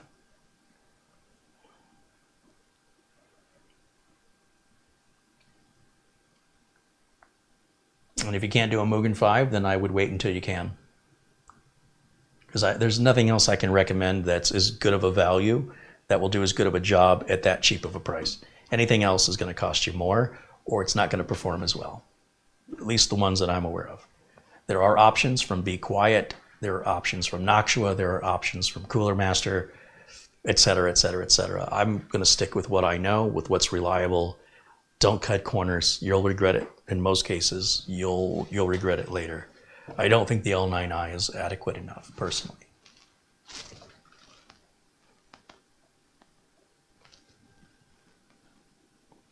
Taco wants to know, I'm just worried that full-size PC component manufacturers will eventually lose their customers to mini PC buyers and their products will decrease and become more expensive. Yeah, well, I can't compete with your imaginary demons. That's just not the way the world works. Corporate America is what keeps computers alive. Home consumers are getting the leftovers. Everything that they sell to home consumers, the motherboards, the cases, those are the scraps. The bulk of the meal is going to corporate America. And corporate America's needs aren't predicated by your individual feelings of prophecies of failure. It's been this way since I started in 1991, and it will remain this way until people just don't go to work anymore, when there's no more jobs, and we don't need computers and jobs. Consumers are so fickle, and consumers think they're the most important buying category, when in fact, consumers don't make a dent in our global economy compared to what businesses do, and how businesses and corporations steer our economy with their purchasing and hiring of people and salaries, along with their expenses, a corporation in one day will spend likely what you will spend in a lifetime or more so.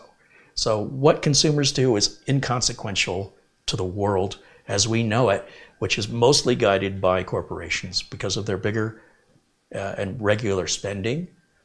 And that's what drives people's salaries, which then results in them spending the money to get I'm going to call it the scraps. So, but if that's how you feel, then you should absolutely follow your feelings. You don't have to listen to me. I don't care what you do. Do whatever you want. But, you know, I've been hearing this for 30 plus years. People are like, PCs are going away. They're just going away for home users, for consumers. They're not going away for creators or for people who use their computer in business. It's simply not happening, nor will it ever happen.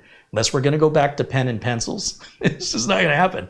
Not in my lifetime. Probably not in your lifetime either. But if you disagree and that steers you from buying something, so be it.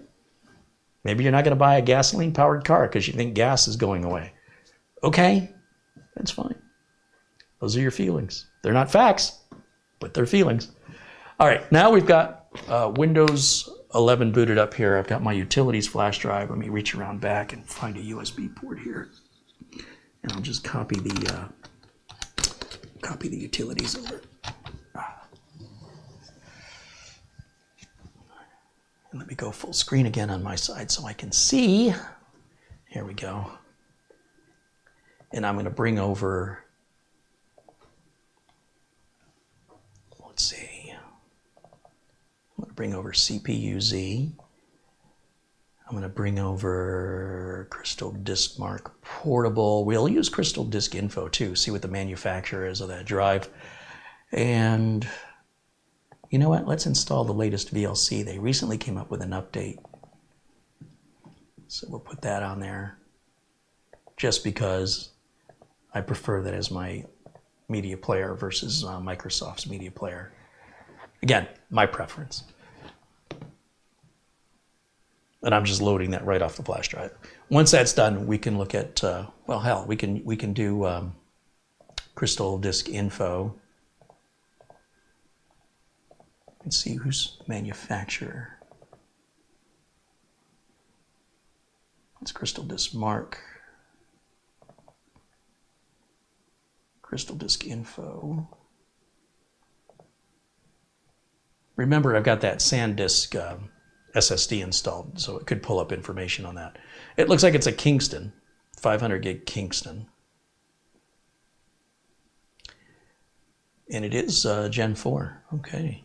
Let's take a look at what our numbers are on it. We'll run DiskMark. Crystal DiskMark 64-bit on here. We'll make sure we're pointing to the C drive. And let's just run all the tests and see what those numbers are. Well, the test is running. Again, if you have questions for me, I'll do my best to provide answers to you. Rasa wants to know if I would undervolt and also underclock a new Intel or AMD chip. I would not. If you want the computer to run reliably, you leave it alone. Let it run at all the defaults. The minute you start overclocking or underclocking and you're trying to outsmart the engineers, well, that's your path to go down. And when you have problems, not going to be much I can do to help you besides telling you to put it back the way it's supposed to be. So what you're doing is a hobbyist activity. You would never do that in corporate America. And if you did, you'd probably get fired for it.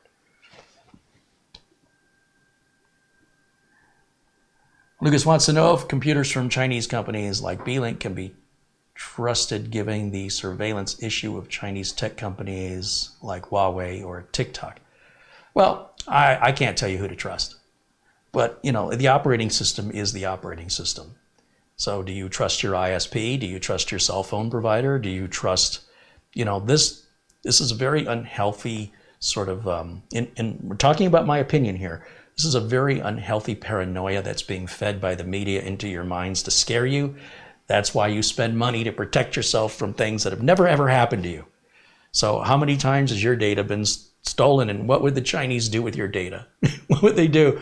Hey, I've got this random stranger that's online. I've got their web browsing history. I got news for you. Google probably has it. Your ISP probably has it. Your cell phone provider probably has it. It's not worth really anything other than to sell you things. you're not a particular interest to anybody of that level. These are just automated processes. So when it comes to the fear of TikTok and things like that, and we got some very strange paranoia happening, in my opinion, in our country. Now, what is TikTok going to do because I've posted a 30-second or a 90-second video up on TikTok of silliness? What are they going to do with that? Suddenly now I've exposed the nuclear launch codes. Suddenly now they care who Carrie Holzman. They don't care who Carrie Holzman is. Unless you're a public figure or a politician, your data is absolutely just being used through automation to try and sell you things. They think a person that does what you do online, the places you visit and the things you buy, would likely want to buy this. It's also used as an echo chamber to tell you what you want to hear versus telling you an unbiased truth, because telling you what you want to hear generates more clicks. So that's up to you. If you don't want to buy that, if you're worried about Chinese companies, pretty much almost everything we buy in America is made in China. Apple products are made in China. Now, look, some of the manufacturing is being moved. I think Apple's moving their manufacturing out of China. And I think they're going to Vietnam or Thailand. But I don't think paranoia is healthy. And unless you've had an experience that justifies it, then all you're doing is getting your mind poisoned by what you're reading and seeing online. That's up to you to control that. That's your own free will, how you allow that to alter your perspective on life. I think it's preposterous and ridiculous. And I don't think anybody really cares about your data. I really don't. When you're a celebrity or a politician, that changes, but you have something called security through obscurity because nobody knows who you are, and they really don't care. They just want to sell you stuff. That's all it's about. It's just about money. So, and in the echo chamber, well, that's about just showing you what you want to see to fuel a propagation or agenda. It's been going on forever.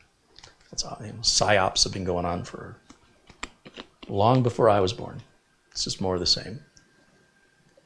At the end of the day, you choose to believe what you want to believe. Facts be damned, right? Because that's the world we live in now. So no, I don't worry about it. Nothing bad has ever happened to me because of a Chinese company. Has anything bad happened to you because of a Chinese company? So what justification do you have? You're just getting your mind poisoned, in my opinion, through the media. And then you're further propagating it to other people.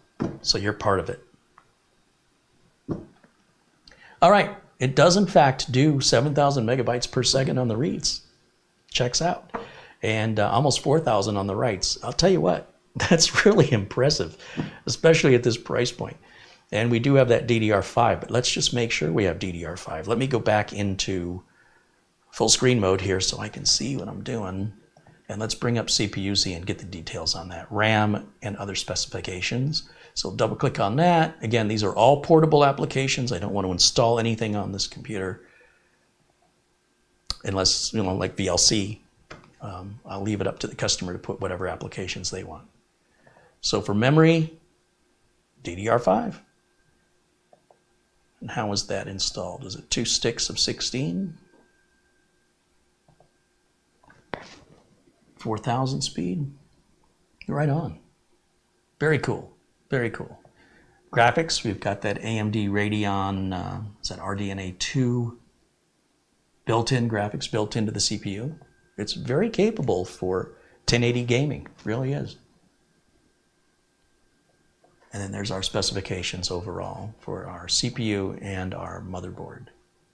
CPU-Z is a great utility where I can see a lot about the internals of a computer without having to open it. But you know me, I'm still going to open it. So let's do that now. We'll shut this down. Oops, still used to Windows 10. Go over here and we'll shut down. And then we'll take the back off of it and we'll get the close-up camera over here and we'll see what that looks like. Let me just go full screen. This keyboard, full screen. Turn that off. Let me turn this one on. And let me take out the flash drive and let me take out HDMI, the internet cord, and the power plug. We don't want to open it with the power plug plugged in. just for safety reasons. And we'll turn it over onto its belly. I guess I can take the keyboard dongle out of there. Oh, it's keyboard and mouse dongle. And then we'll bring the close-up camera up here. And I need, I hope, a Phillips screwdriver. Yes, I need a Phillips screwdriver. I'll use this one. I'm gonna need my glasses so's I can sees. And are you ready? Okay, come on over. All right, so here's the bottom of the unit. These are the screws that mount that VESA bracket right here. I'm going to take out a unscrew rather. One screw in each corner.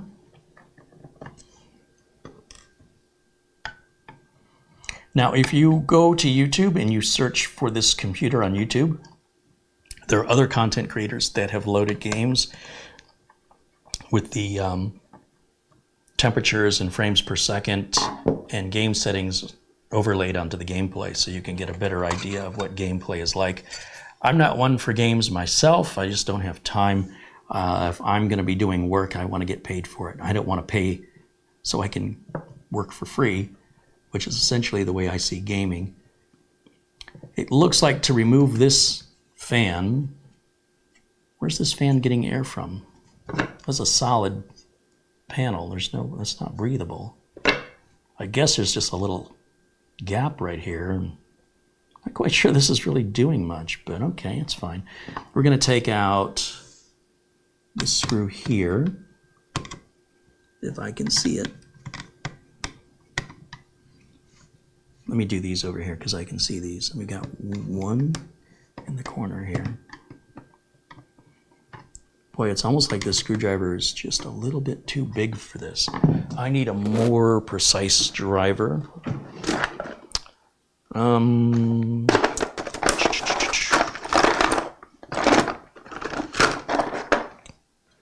I will pull out my little toolkit from iFixit. It'll be ideal for this, I think. Here's an iFixit Mako precision bit set. And as you can tell from my OCD, I keep everything like it's never been used before, which is really kind of stupid sometimes, but at least it's all complete and I know where things are, usually, when I go to utilize them. So we'll take this and we'll take maybe this one. Just like so. And can I get that in there? Yes. Could actually go a little bit bigger on my bit. Let's do something a little bit bigger.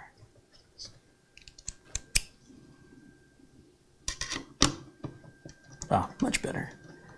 So there appears to be 3 screws holding this in. I want to separate those from the others just in case they're a different width or length. So one in each corner at the back of the computer.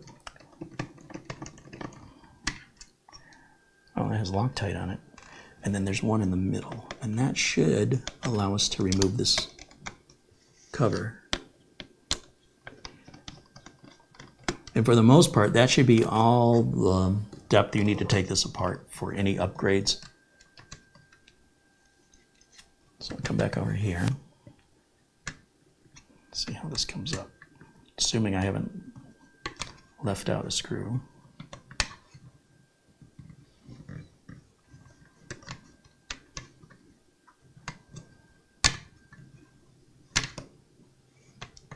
Like something's still holding it in. Let me grab a straight edge screwdriver.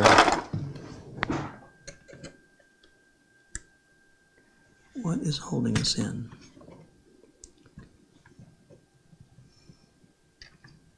Don't force anything when you're taking something apart, especially for the first time. I don't see anything else holding us in. Oh, okay. It looks like maybe there's some thermal material. That's, yeah, that's exactly what it is. There's thermal tape that was making it a bit sticky to remove. Now, let me turn this in your direction, folks. And you can see we've got name brand memory. It's crucial. SO-DIMM DDR5. We've got our NVMe slot with our Kingston PCIe 4.0 500 gig KC3000 is the model. We have another M.2 slot, but that's only SATA based, not NVMe.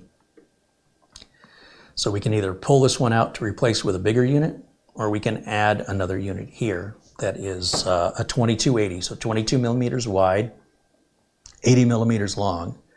This is our Wi-Fi card here. And as I've learned from the previous video, if we want to take this board out and look at the other side where the CPU and cooler are, then we want to disconnect the antennas first, because I had to resolder one of the antenna wires on last time. So or just take this card and unscrew it and set it off to the sides so that you don't pull the antenna wire out like I did. Lesson learned, now I know better.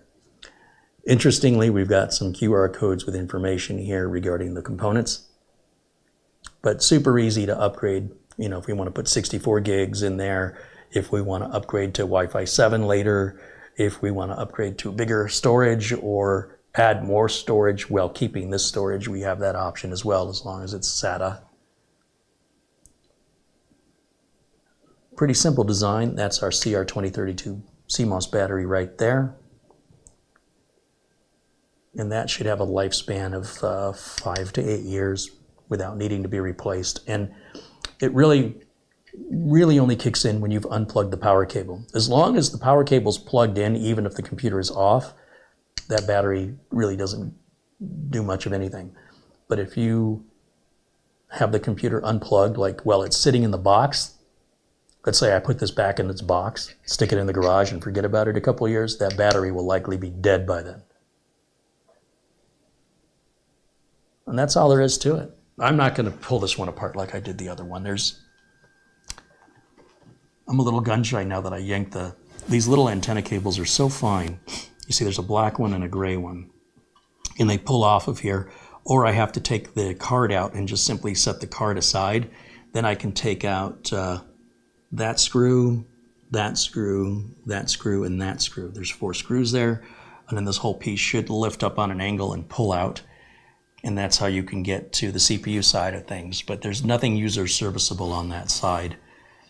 I suppose if you wanted to blow out the fans and replace the thermal compound in a few years, then that would justify that level of disassembly.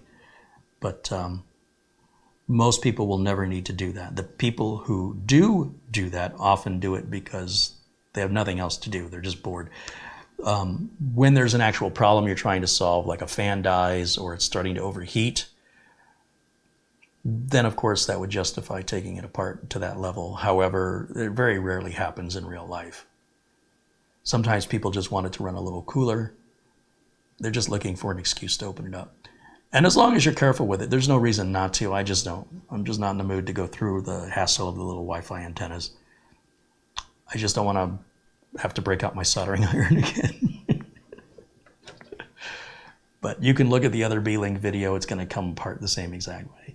But this is the area that you're most likely going to need to get into. So I thought maybe it had a 2.5-inch storage bay, but it does not.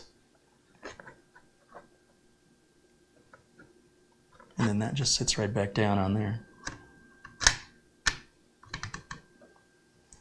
I really wonder how much that's actually doing. But there's no sense trying to outsmart the engineers here. I would recommend you leave it alone apart from storage or RAM upgrades. I would leave it alone if you want it to last and you want it to run reliably. I would not overclock it. I would not underclock it. If you wish to do that, enjoy yourself.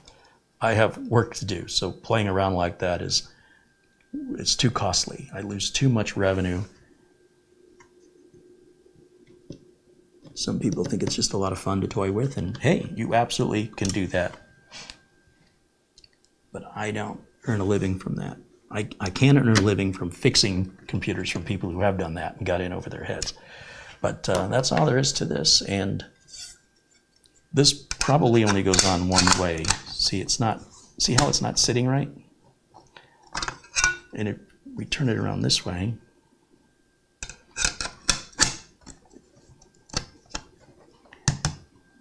you shouldn't have to force anything. The minute you're forcing something, you're likely doing something wrong, and you need to stop, slow down, take a look at what's causing the friction. But it's super easy to get into. That little plastic rubber pull tab is pretty handy to have that removable. And as it comes stock at this $800 price point, I think it's a great deal for the amount of power that you're getting. The fact it's got 4 HDMI outputs is very impressive. So we can have 4 monitors hooked up to this thing and stretch them all out to one huge desktop if we want to.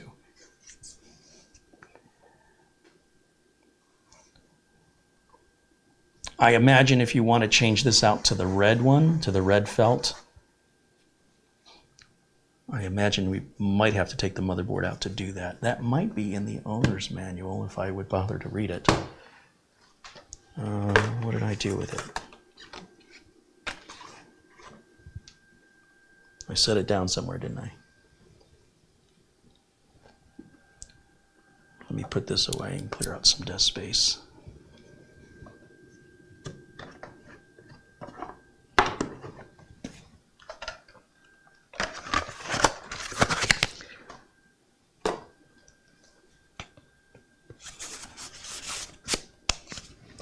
Okay, this can be put away.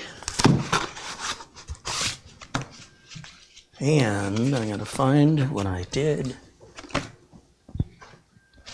with the documentation. I think I put it back in the box, didn't I? Let's see.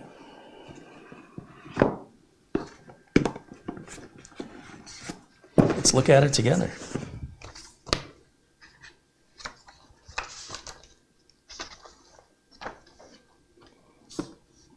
VESA mount installation guide in several languages.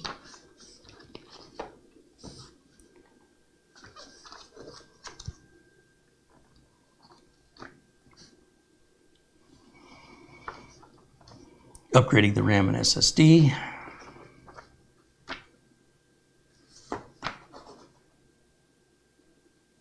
In a bunch of different languages.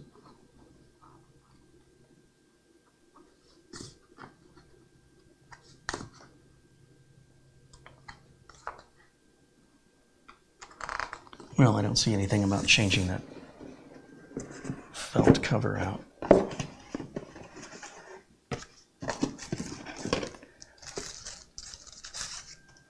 Looks like there's little clips on the back of it. It may be possible that we just pop this out. Maybe if we use a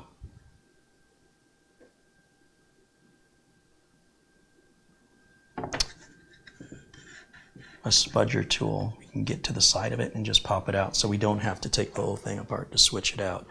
I'm surprised I don't see that in the documentation. I have this little iFixit spudger tool right here. Just kind of curious which way the tabs would go if I would bring it out one way or the other, and I don't want to score the edge of it up.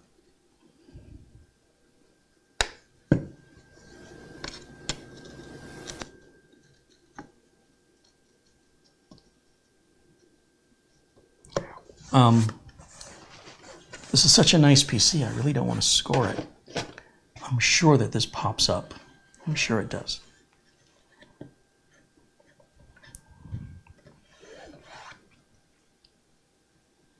Just not quite sure what the angle of attack is here. It's going to go on like that. Then these little clips, some little tiny clips, if you look very closely, that are in one particular direction, and if we pry it up in the proper direction, it should be a lot easier. It's looking to me like we would come in at the back.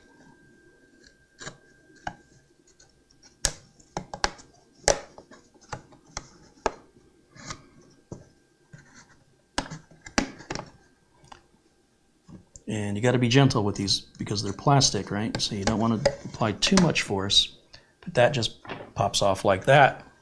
And we could certainly just do that to clean this fan with an air duster, therefore negating, justifying taking it apart just to clean this area.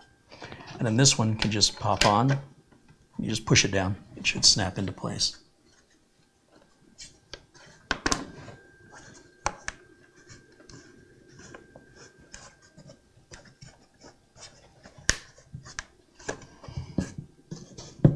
I didn't hear it click or anything, but it almost felt like that was too easy. So now you got that black and red scheme. Again, I wouldn't want that to stand out in a home theater. I would prefer the black myself, but it's nice they throw that in there, even though I personally wouldn't use it. It's super easy to pop it out and change it out.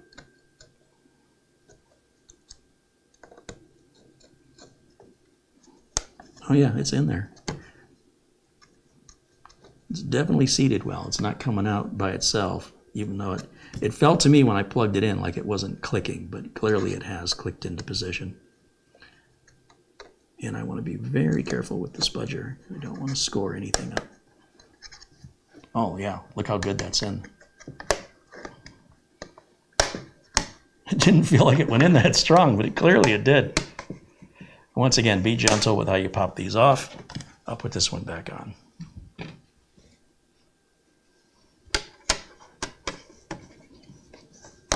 Yeah, that one I feel clicking. Super easy. There you go. All right, let me look in the chat and see if we have any other questions. Let's get these tools put away. And I'll go back to camera 1. There we go, camera 1's on. All right, let's see what we got going on in the chat room.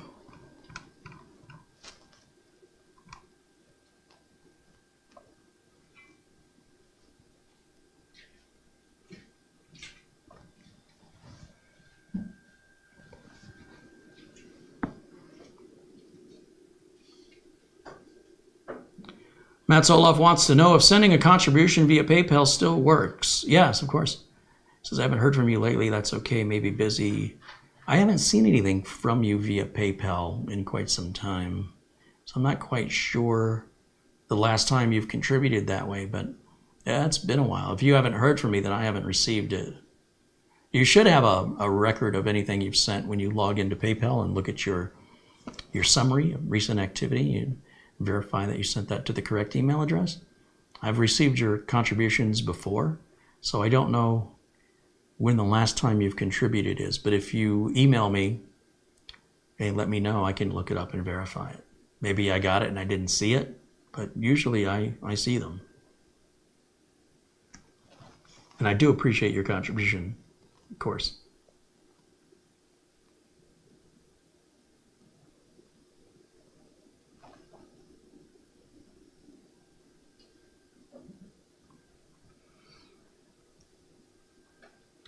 Mike Podekowitz wants to know, on an Intel-based motherboard, would you buy an AMD or an NVIDIA GPU, or does it really matter? It's like asking where you should go to Arco for your gas, or Shell or Chevron.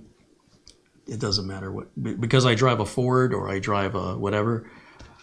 Yeah, it's all interchangeable. It doesn't matter. Now, personally, I don't care for AMD graphics cards, particularly their drivers. Their latest, 7900, seems like it's kind of a ripoff to me. Although the 40 series from NVIDIA kind of feels like a ripoff too.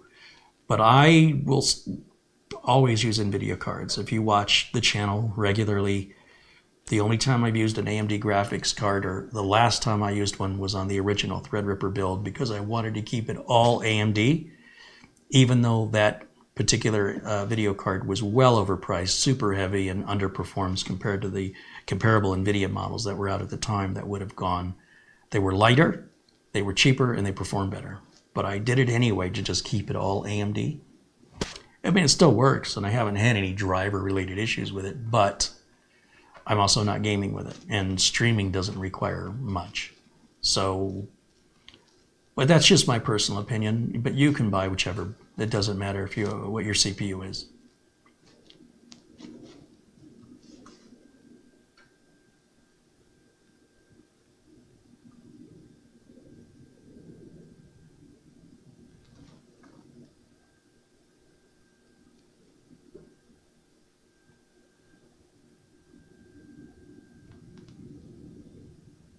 Is enabling XMP a good idea after installing RAM to gain optimal performance? Most people will never notice it. So if it makes you feel better to look at it, you could also end up with a computer that starts crashing. The memory controllers are built onto the CPUs. So if you have XMP memory that's not compatible, it's not working correctly at its right speed, it's likely the CPU lottery that's the problem and not the RAM. A lot of people don't know this. They'll send their RAM back because it's not running at 3200 or it's not running at 3600. Something's wrong with it. No, it's your CPU. You got a finicky memory controller. That's just the way the CPU lottery goes. Just as some CPUs are more overclockable of the exact same model, it's just a roll of the dice. I'm not aware of XMP really making any noticeable difference to consumers. Some gamers on the AMD platform will notice a few frames per second improvement. And as long as your system's not crashing, hey, turn it on. Even if you don't notice it, if it makes you feel good to turn it on, turn it on. But if you turn it on and your system starts acting weird, then there's an incompatibility there and just shut it off. It's not worth the little tiny percentage gain you're going to get. Certainly not on an Intel platform. The gain, if it's going to be noticeable at all, will be on the AMD platform, where it's called DOCP. It's AMD's version of the extreme memory profile. That's an Intel thing, XMP. I wouldn't bother, honestly. You can't tell the difference. At least, again, I'm not gaming and my clients aren't gaming. And if you can tell a difference, it's going to be very, very minor. And if your system starts crashing as a consequence, well, that's one heck of a performance improvement, isn't it? I wouldn't be bothered. But again, what home users do, they're just trying to eke out all this power that's probably more powerful than they're ever going to use. I wish people would have this attitude with their own health. I wish that they eked out every bit of performance in exercise and mobility and action versus trying to eke out more performance out of a machine that's got more horsepower likely than they will ever use. But there's always exceptions, and there are hobbyists and people that just want to see how far they can push the limits, because just like people climbing Mount Everest, there's no real good reason to do that. It's just, I'll risk my life and spend all this money for the personal challenge of it. Well, that's fine. But most people are never ever going to do that. So to make a video telling people how to climb Mount Everest, the number of people that would benefit would be a very, very tiny fraction of a percentage to the number of people that view it. So my content is really designed to be at the average customer. There are plenty of other enthusiast YouTube channels that will make a big deal out of XMP and overvolting and undervolting and overclocking, and that's all hobbyist activity. Nothing in corporate America you would never do that in corporate America. So as a professional in the industry, you wouldn't be performing these hobbyist activities. But if you want to, have at it, man. That's your own personal decision.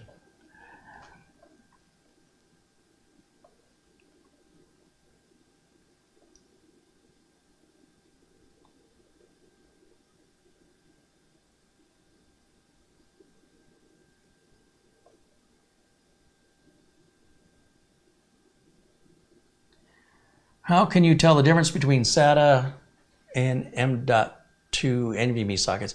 Well, simply put, the NVMe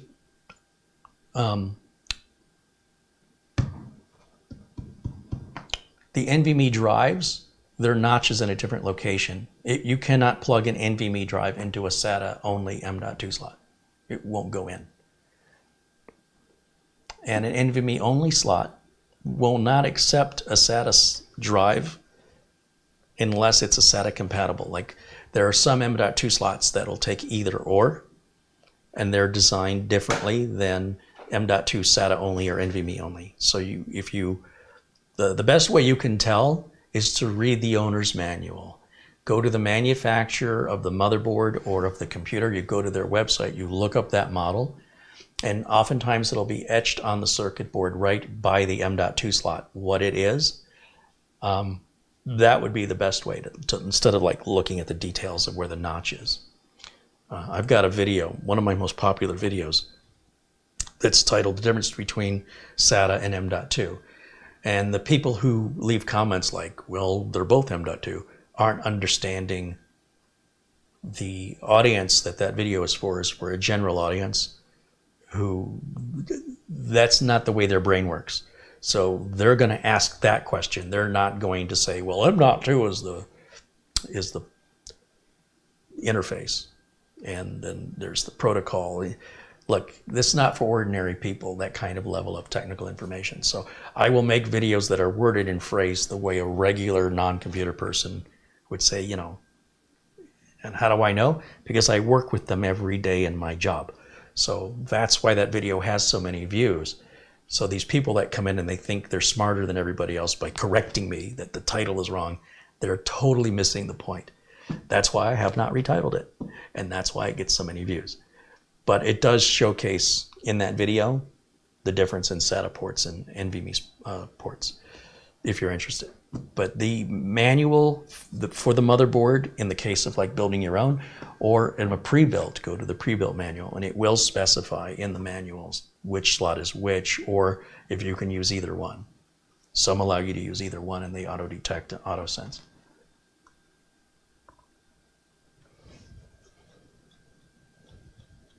Is the CPU soldered on? Yes. Yes, it is.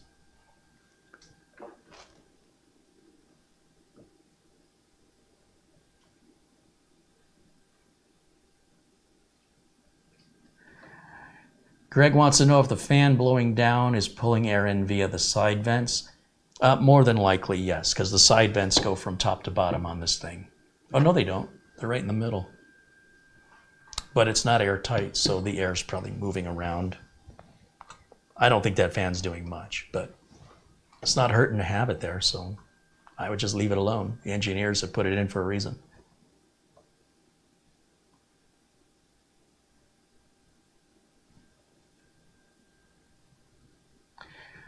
Dawkins wants to know how much would an equivalent desktop PC cost compared to the mini PC?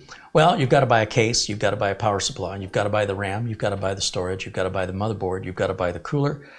So you're likely looking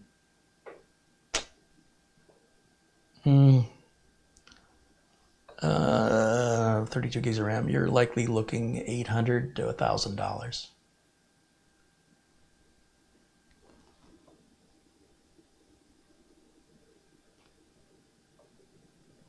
Kelly Stewart says, good afternoon, Carrie. I am watching you on a mini computer on a 22-inch computer monitor. Just trying to give them a try and evaluate them.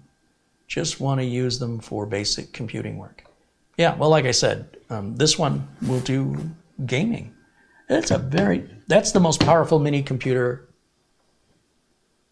I think I've had here on the channel. I have yet to see any 13th gen. In fact, I don't even think Dell has 13th gen XPS laptops. So the amount of power it has in this package is very, very impressive. Those 4 HDMI outs are incredible. I've never seen that on a mini PC before. Doesn't mean it doesn't existed before. I just personally haven't encountered it till now, and I'm impressed by that. Sarge Tech says he's watching me on a 10-foot projector screen. Cool.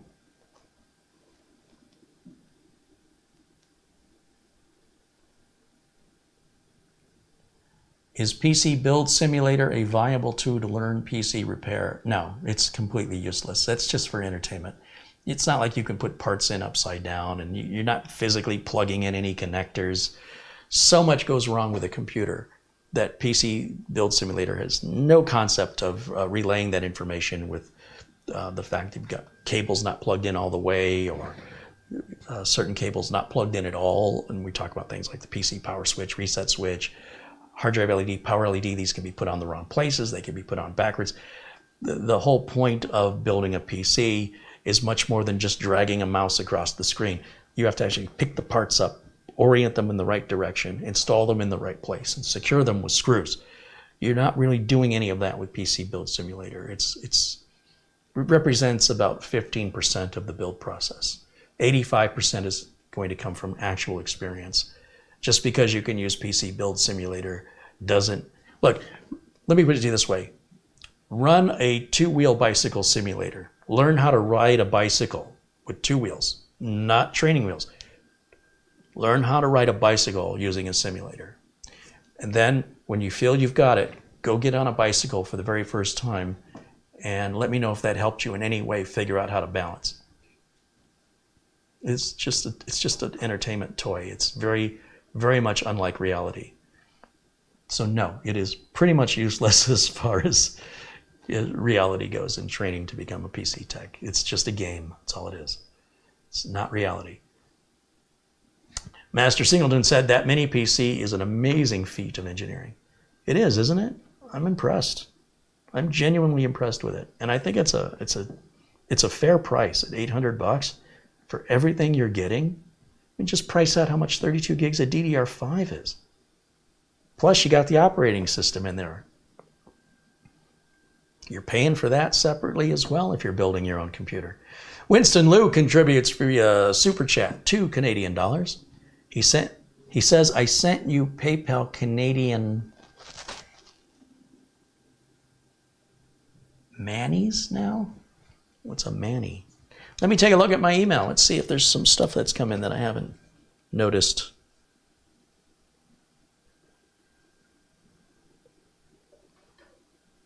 $20 comes in via Winston Liu. Thank you, Winston. That's it. That's all I've missed. Okay. Yeah, nothing. I don't see anything from you, Matt Solov. I think, you know what? Let me pull up my email again and just do a quick search.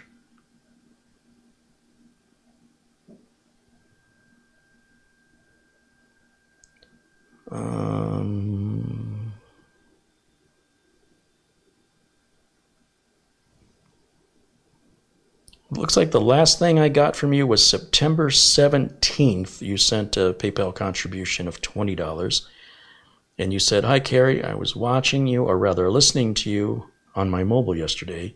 Oh, how surprised I was when you mentioned my name. Now you know where I live too, Sweden.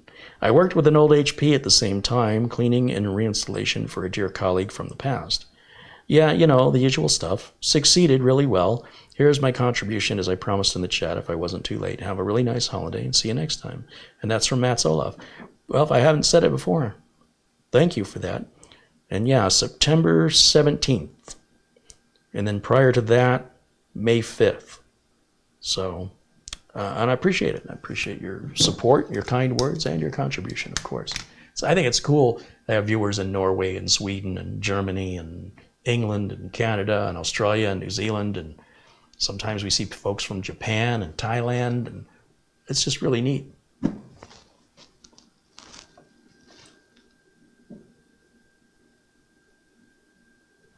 Daco with £1.99 super chat contribution. Right on, Daco. Appreciate that, and I appreciate all your questions today as well. Chando says, me working on a computer would be like me working on a car. I'd lose half the tools and end up with bloody knuckles. Hey, no Band-Aids today. That's pretty good. I must be getting better. I do have a link in the video notes below the video for this computer. You'll also see links for RoboForm. There's still a discount till the end of the year, 60% off RoboForm. That makes it under $10. That applies to new RoboForm customers only. Our Acronis discount is 40% off with the coupon code CarrieHolzman 2022. I think that applies to any Acronis purchase, new customer or not. 40% off coupon code CarrieHolzman 2022. Good until the end of the year, same as the RoboForm offer. And of course, the Windows and Office license keys from VIP CDK deals, always at a discount all year round. Please don't buy them well in advance of needing it. Wait till you need it to buy it. So if you have any problems with the activation, you're going to get customer service. They're going to guarantee that key works. But if you wait 30 days or more before you use that key, and if you have a problem with it, you're likely not going to get any customer service. And that's pretty much true of anything you buy, anywhere you buy it. So that's the reason why I keep that deal 24/7 on this channel, is that you have it available to you when you need it. If you ever run into any problems, just reach out to their customer service and they will help you. If you're still not satisfied, then reach out to me personally and I will make it right, whatever I have to do. If it means I'm going to refund your money personally, or they're going to refund your money when I talk to them, or they're going to get you a product code that works. It almost always works trouble-free, but every once in a while, we have customers that either buy the wrong thing, or they're not activating it the right way, or aren't activating the right kind of code for their product. In a lot of these cases, almost half of the time, it's the consumer who made a mistake. That's okay, you're allowed to make mistakes, but they get angry like they got ripped off, and that's not the case. So most people, more than 99% of you, are going to buy the key, activate it, everything's going to go fine. Fewer than 1% of you will have an issue, and when you do, reach out to their customer service. 75, 80% of the time they take care of that, and then 20% of those may come to me. So I think I've had 6 people reach out to me over the course of over a year, which is a very tiny fraction of the number of people who have purchased those keys. And they've all been completely satisfied with regards to either getting a working key, resolving whatever the issue was, or just simply giving them their money back. So you have peace of mind for any sponsor that I'm promoting here on the channel, that there's a guarantee. RoboForm has a free trial. Acronis has a free trial. The folks over at Instant House Call, well, we're not doing any particular sale. It's a very inexpensive product, and it's really designed for technicians doing remote repair work. 15-day free trial. So you get to try these things fully functioning to decide if it's worth you buying. Acronis free trial. Try it out. Don't just take my word and my enthusiasm for the product, because you may not have the same needs I have. Except for RoboForm. I think everybody could benefit from RoboForm, even if it's just the free version. You know, you can download RoboForm and use it for free. It just won't synchronize, and so you can have it on one computer. And I think once you get used to using it, you'll want to buy it. And for under $10, using that the link we have, there's no coupon code. It's just the link, roboform.com/promo/carry, I think is what the link is. But it's in the video notes. It's good till the end of the year. It's a steal. It's under $1 a month. I see Richard has been a member now for 6 months. Right on, Richard. Thank you for supporting the channel.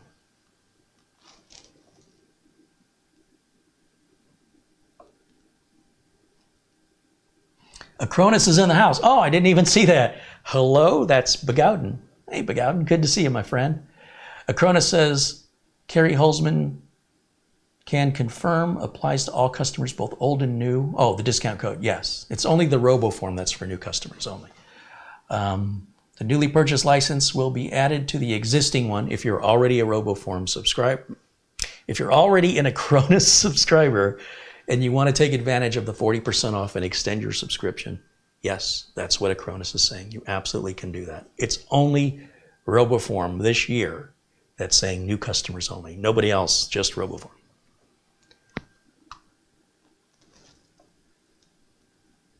John Williams says, Kerry, I have bought a lot of those software keys using your link for CDK deals, and I've been totally satisfied 100%.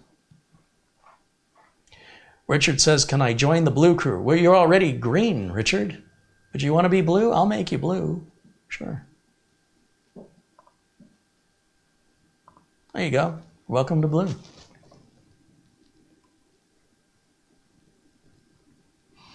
Is being a Navy SEAL a good job? How would I know? I've never been a Navy SEAL. Ask a Navy SEAL and see what they tell you.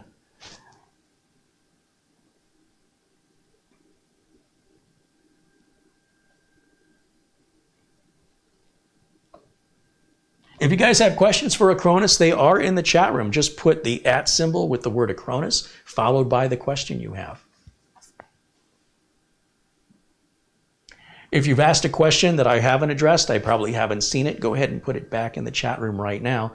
We are running, how are we on time here? Oh, we've already gone over 2 hours? How did that happen? All right, we'll wrap this up in the next 10 minutes. I missed a contribution for our good friend Madi. Madi Yoel contributed $10. He says, hey, Kerry, thank you for the work. And carry on. Right on, Madi. Well, thank you for that. I'm sorry I missed that earlier. Did I miss anybody else? Mike Ladd contributed $10. I think I said that already.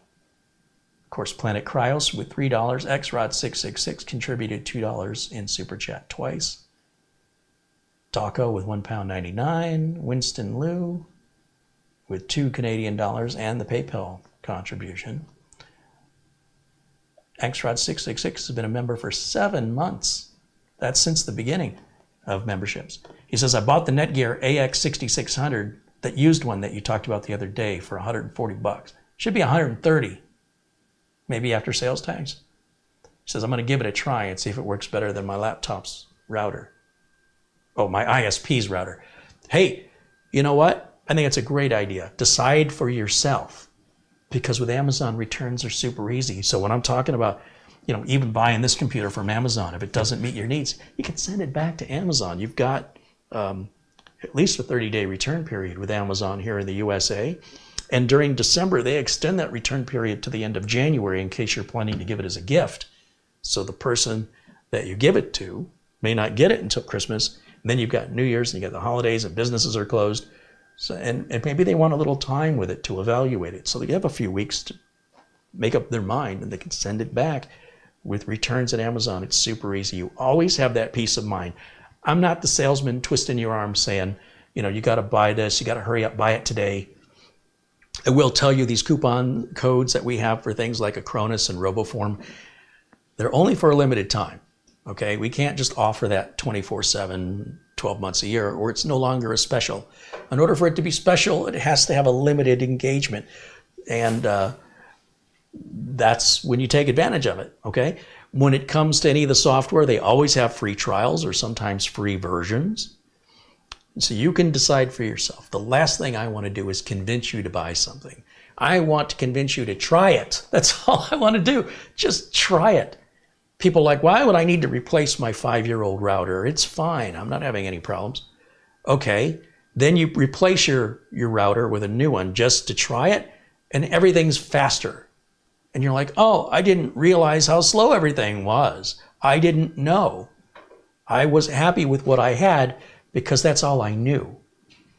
I had a customer who said, I don't have broadband, I have dial-up.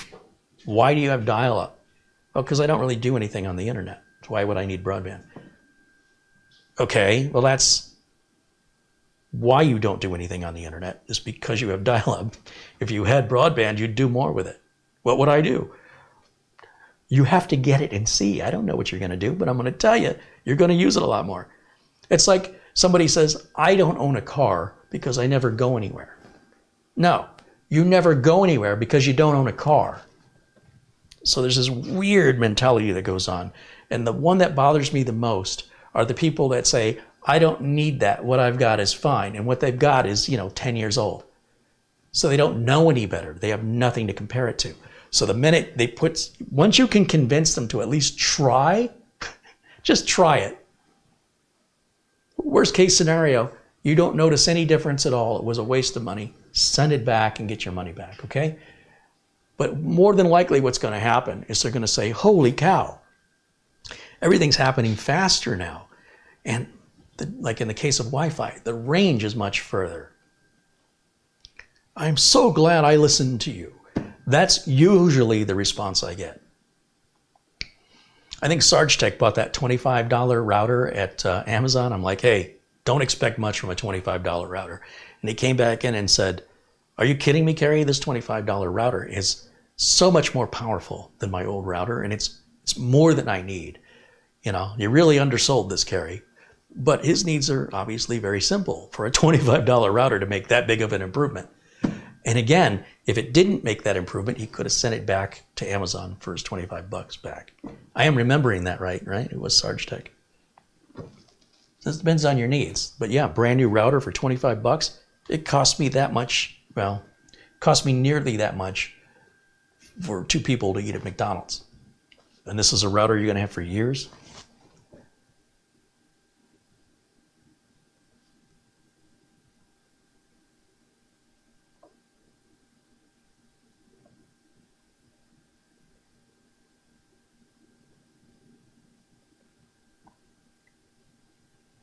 Master Singleton says, thanks for another great stream. Hey, thanks for hanging out with me, Master Singleton.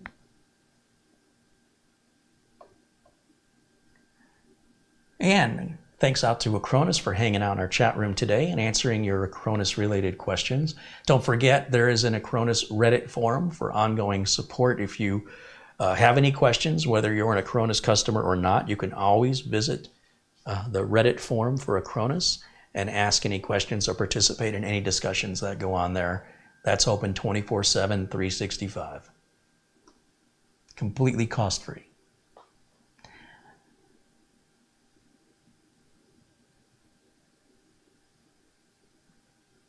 So those the router that they're talking about, that $130 Netgear Wi-Fi 6 router, I think they were down to 3 left earlier today. They had over 20 of them. And I thought, you know, when I introduced you guys to that steal of a bargain for that router, it's a $400 router, at least it was when I bought it.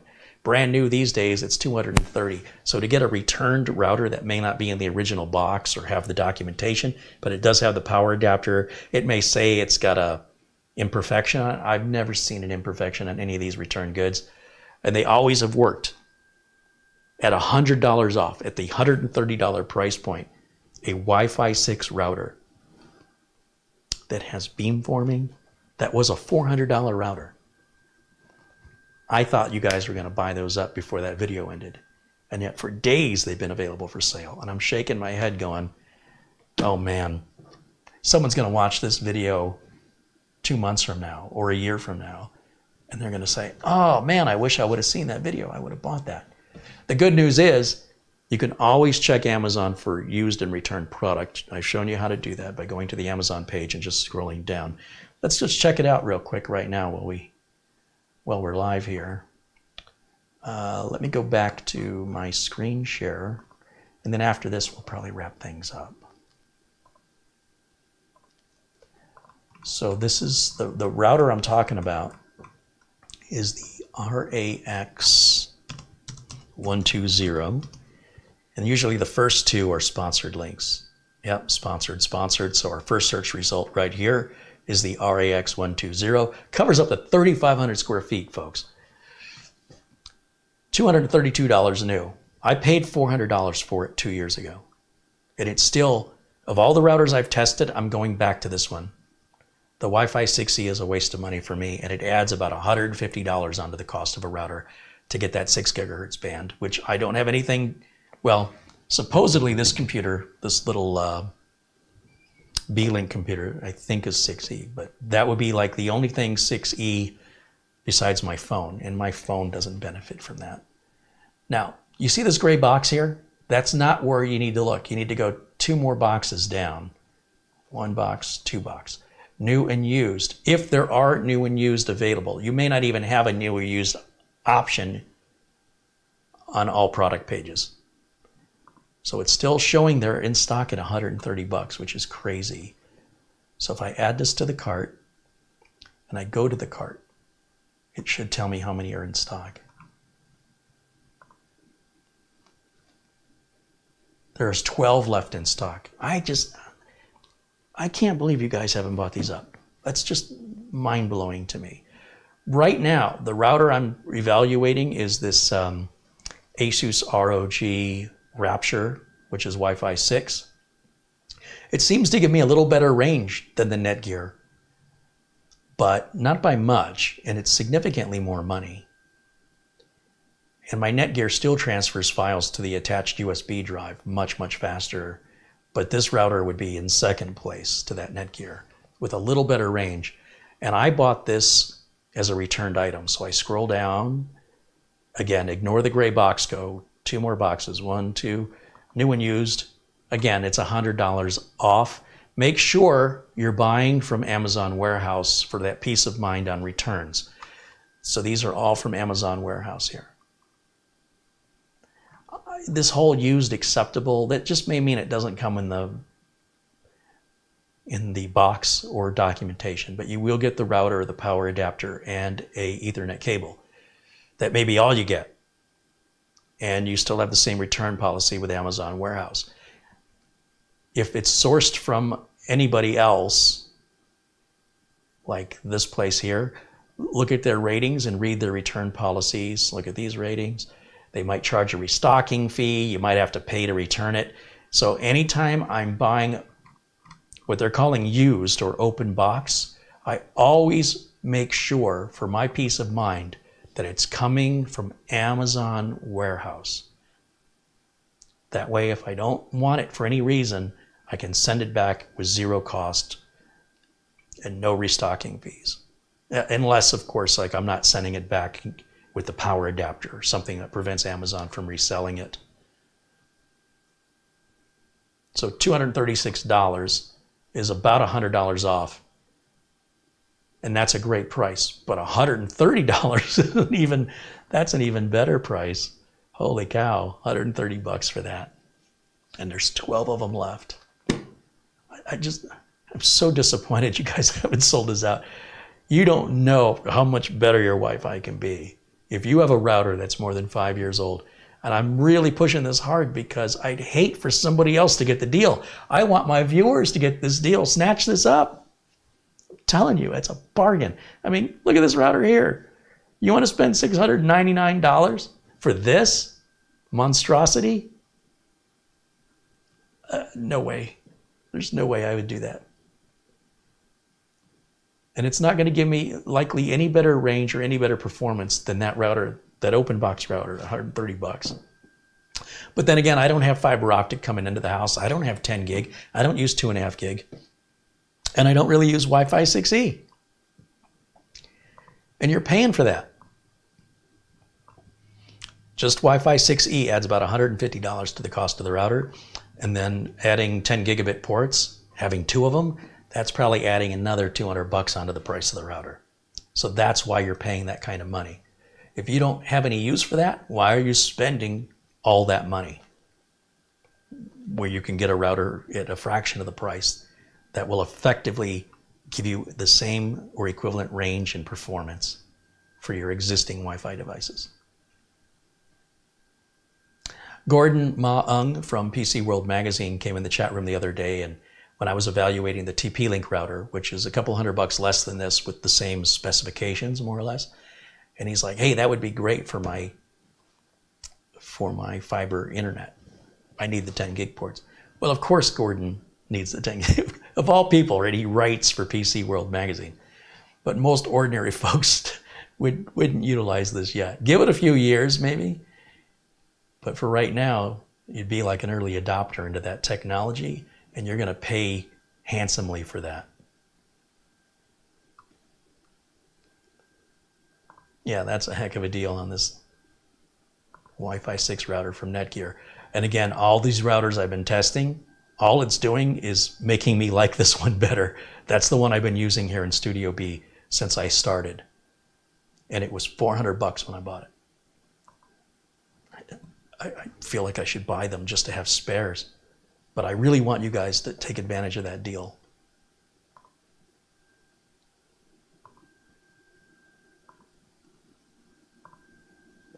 Sarge Tech with $2 says, I wish I could give more. Thanks. Hey, you just being here and participating in the chat is giving enough. I appreciate you, Sarge Tech. Thank you. Prasoon Suresh with £8.99. Thank you, Prasoon.